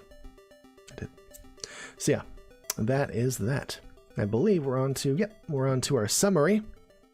Something to do with our hands. Oh gosh. If I was talking about puzzles, I do not remember what I was talking about now. I am sorry. Nope. That is long gone. It must not have been that important. Anyways, time for our summary, right? I always like to summarize this stuff at the end so we can tie it all together, and also people that came in partway through our discussion can still catch up with us. Check the VOD, there you go, that'll be a good way to do it. I would love to know what I was talking about with puzzles. I don't remember anymore. Okay, so we started out talking about all the different mechanoreceptors in our skin. We talked about those Merkel cells that are responsible for giving us those really fine details in objects, or letting us feel those really fine details. They let us sense the edges and textures of things very well. We talked about those Meissner corpuscles, which help us to detect or help us to maintain our grip on things and tell if something is sliding out of our hand and adjust our grip strength if we need to. Same with Ruffini's corpuscles. This will let us feel our skin stretching. Those are mainly gathered around the stretch and fold lines of our hand to give us an idea of where our hand is positioned at any one time, and help us improve grip as well. If we can feel something pulling on our skin, we know we gotta hold it more tightly. Not puzzles. Okay, that's what I was saying. I don't remember talking about puzzles. I'm usually not that lost. And we have the Pacinian corpuscles, which are they tell you, hey, you've been touched. They're very, very sensitive.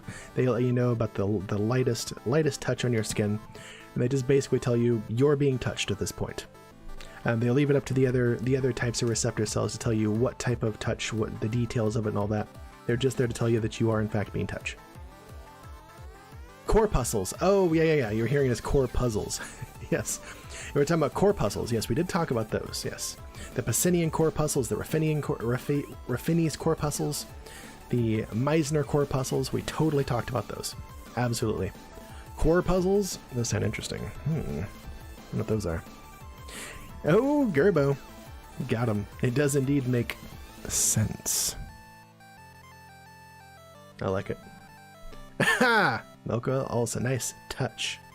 You guys are full of them tonight. Freaking love it, dude. We need Gemini here right now. He was coming in hot with those neuroscience jokes the other day. I loved it. So also, there are rings of mechanoreceptors around each one of the hair cells in our skin.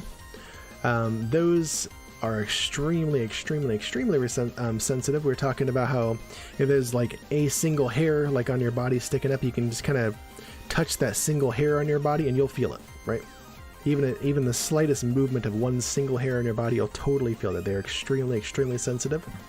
I didn't read this anywhere, but I hypothesized that helps to, that's kind of an evolutionary advantage against little creepy crawlies that might get on us if they are rummaging through the hairs on our arms or what have you. We'll feel that and be able to like bat it away or whatever and locate that very easily, since those are so sensitive to touch, right?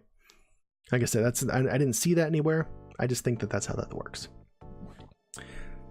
Those mechanoreceptors, those taking all the sensory information that they get through being deformed by different things in our environment. Mechanoreceptors are types of cells that have mechanically gated ion channels that are basically going to open those ion channels and cause action potentials whenever they are physically deformed, right? Whenever there's kinetic energy applied to them. Versus the other types of ion channels we talked about the last couple of days.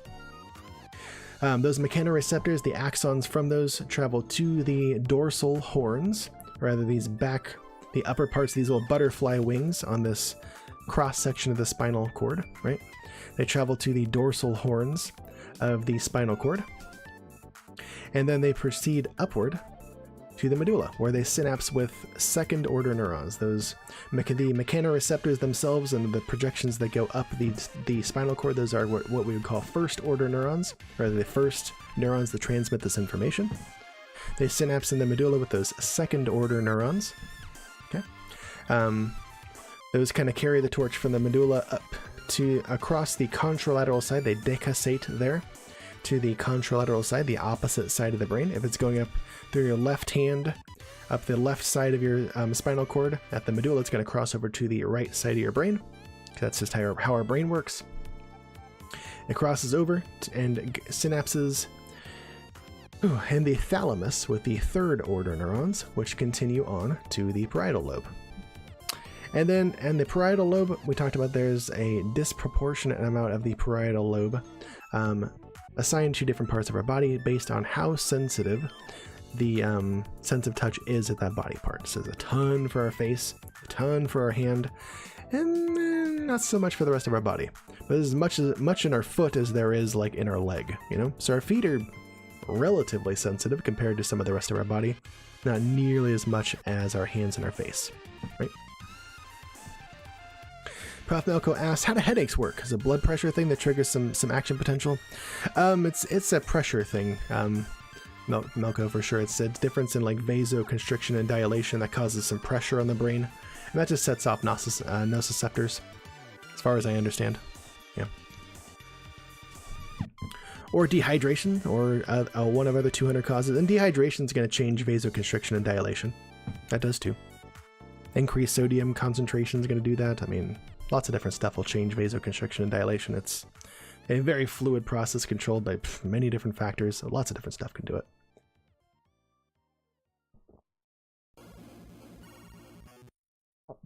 And yeah, some people are really prone to getting headaches, and then some people, like me, just don't really ever get them. Like I said, I can count on one hand the number of headaches I've had in my life. I don't get them, you know?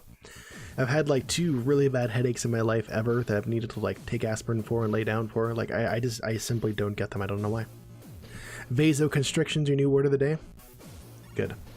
I love giving new words of the day, you know? One thing that we, from a language standpoint, you know, this is my speech language pathology side of me talking. From a language standpoint, you know, we learn like the rules of our language and stuff like that. You know, the syntactic rules, the sentence structure rules, the morphology, the word structure rules. We learn this pretty early on in our life, right? But one thing that continues to develop throughout our life in any language, not just English, but any language, is vocabulary. You know, we always learn new words for things, especially like those new, like as new words evolve for things like bougie and other more meme-centric words, right? We learn vocabulary throughout our life. And we also continue to learn pragmatic language, or basically context-specific language, how to act in certain situations, what to say in certain situations, those social rules. We continue to learn those throughout our life as well, right? So I'm really interested. So one reason why I like to continue to have I always like to have words of the day or like new words for you guys to learn is because that's just something a way that you continue to learn throughout your life. Freaking love it. YOLO, exactly, Dave. You got it right. There you go. Melko was saying, wasn't somebody was telling me recently migraines are a different mechanism. I'm not sure how they differ. That's not. There's no consensus on that yet, Melko. There's different research that says that it is due to vasoconstriction and dilation. There's some that says it's due to a faulty trigeminal nerve. There's actually a if you search for Cephaly, CEPHL or PHALY, there's a device that you can buy if you have migraines that sits on your forehead and is supposed to like magnetically stimulate the trigeminal nerve, which, as we saw earlier,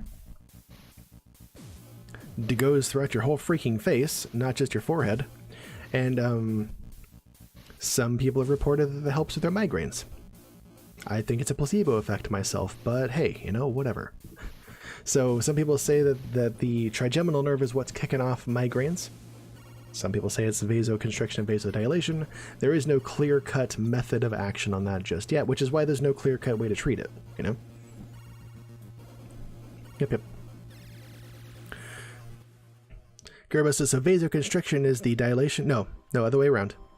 Vasoconstriction is the constricting or the shrinking of veins, Gerbo, and vasodilation is the growing or the expanding, the dilating of your blood vessels. That's it. That's the one. Only the smallening, yeah. Constriction is like a snake constricts things and kills it that way. Constricting is small, is making it smaller, like when your pupils constrict in the presence of light. And then vasodilation is getting bigger, just like your pupils dilate in the presence or the absence of light. Yep. Nerdolect said, from what he knows, or he or she knows, all headaches are related to pressure. That's what I thought too. Yeah, that's as far as I know. There's various other details about the pressure that creates differentiations, and it's different in every person too. Some people are going to be more susceptible in different parts of their cerebrovascular system and the way that interacts with their cranium and all that stuff might be predisposed to headaches in certain areas.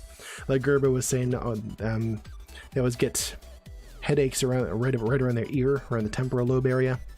It depends. Gerbo said, oh, my mom always gets headaches. Maybe we should get that for her. It's up to you. I mean, if she gets it and it helps her, awesome. You know, if it is a placebo effect, I mean, placebo effect's still a real effect. It still does change people, especially with chronically painful things. You know, if they want to if somebody wants to look into that device and they feel it helps them, awesome. That's great. Do it. Like, there's nothing wrong with it. You know, it's just not necessarily due to anything real. If it helps, it helps. Dave said, couldn't you just stand next to some transmission lines for magnetic fields and not buy the device? I said, sure, totally. Go for it. Yeah. Melka said, as somebody that doesn't get a lot of headaches, yep, it's hard for me to understand how painful migraines can be. I can't say. People say like, oh, I have a migraine. I'm like, that sucks. I'm guessing that's terrible. I'm not going to talk about how I don't get headaches. I'm sorry to hear that for you. Yeah, I can't connect with it. Yeah. Yep. Sabby, freaking savage, man. Oh my gosh. I will add that kitty in a second. If I don't, please whisper me. Let me catch up on chat till I get there, Sabby. I got you. Gerbo said, when my mom gets migraines, she can't get up till they pass, more or less. Oh yeah, totally. Yeah. Sounds like she gets really bad, what's the word I'm looking for? Classic migraines for sure, yeah. You have chronic migraines and Electa, barely notice them most of the time now. I'm glad. That's good. I'm glad that you don't notice them most of the time. Hey, Gerbo's got that anxiety emote. I love it. Freaking love it. Dave said there's some very funny articles about placebo effects. There are. Here they are. Hey, what's up, Pancakes? Good to see you, man. We're just finishing up the neuro portion, talking about migraines and stuff. And we're going to add in Sabby's kit. Oh, nope, Pancakes got it. Hell yeah. Thanks, man. Appreciate you. We added the kitty. We did not get the kitty. There it is. 506 kitty count. 506 kitty for Sabby. There it is. Thank you, Pancakes. How you doing this evening, man? Good to see you, dude. Good to see you. You did indeed, Pancakes. You did indeed. I appreciate you. Speaking of that, see you guys took out Tonky Trips, the undercover underfoot, which means little fat boy gets a treat. You all get some kitty cam. Thank you guys for donating again to Fat Boy's Fat Belly Fund, dedicated to keeping him the fattest kitty on Twitch. He appreciates it. I appreciate it. Y'all love it. It's a win-win-win. Oh, good little sleepy boy. Oh my gosh. He's a good little sleepy boy. I'm catching up on chat, and doing good, man. Doing good, Pancakes. How the heck are you doing? You're doing well. You said that already. It is indeed a good time. It's been a good time this whole time. We talked about Neuro for quite some time, and I like that. It's good. Much longer than last night. There was a lot more chat interaction. That makes this last longer, which I like. It's good. I love it when you guys are involved in this as well. It says that I'm teaching something interesting. I'm being engaging, and it, yeah. You guys talking gives me more to talk about as well, and we get to share more information. I love it. Absolutely love it. Yeah, it makes sense, Nodelecta. He had a serious brain-related medical condition. Oh, wow, as a really young child. Okay. Supposedly had a lot of headaches then, which probably resulted in you being mostly numb to them. Don't know. Not sure if that... I have no idea. That's a completely non-scientific assumption, though. Yeah. Yeah. One thing about adaptation is your body doesn't usually ever adapt to pain. We'll often adapt to, quote-unquote, or habituate to, is another term for it, other sensory stimuli, like something touching you or something, a smell in the room. You know, you might have noticed if there's a smell in a room and you're there for a while, you stop smelling that smell, right? But pain, we don't habituate to that. If something hurts on you, it continues to hurt all the time, and you can't forget about it. And that's there so you don't forget that you're in pain. You know, it's a survival mechanism, right? So that's kind of where chronic pain gets people, is that, like, if you're chronically in pain and there's nothing to freaking do about it, like if you have phantom limb syndrome or something, you're just in pain and there's nothing to do about it. It sucks, you know, and that's why a lot of people with chronic pain syndrome or chronic pain illnesses end up killing themselves, because there's just nothing to be done about it and they're just in pain all the time and they freaking hate life, you know? I can't say how common that is with migraines, but... you know, for people with like real chronic pain where they're just in pain all the time, yeah, a lot of times they kill themselves because there's just no way to get around it, and it sucks, man. Yeah, I'm not sure what's up with that Nodelecta. That's interesting. I don't know. Whew, that was a really good science piece. I freaking loved that talk tonight. Thank you guys for being a part of it. Thank you guys for making it as great as it was. You guys participating and bouncing ideas off me, asking those questions and engaging with me made this 1,000 times better than it would have been if it was just me sitting here talking about it. So I always appreciate you guys for that. Thank you for being here. Thank you for spending your time. Thank you for learning with me. Thank you for teaching me. So now I'm going to go take my little break that I take in between science portion and game portion. I'm going to go say hi to Mrs. Beta, who I know is home because I heard her in the bathroom. It's not like it sounds. I actually just heard her going in there. It's fine. She came back out. It's fine. I'm going to do that. We're going to come back. We're going to fire up FTL, which I have not played on stream in a long time, and I'm looking forward to getting back to. And we'll be right back after that. Okay. So again, thank you guys for being here. Hope you guys enjoyed All About Touch. Oh my gosh, stop, Sebby. I'm sure she's out of there, Pancakes. It's fine. It's all good. But yeah, I'm going to go do that. Take my break. Be right back. Feel free to take your own brain break, bathroom break, drink break, all that stuff. And I'll see you guys in just a couple minutes, okay? See you then.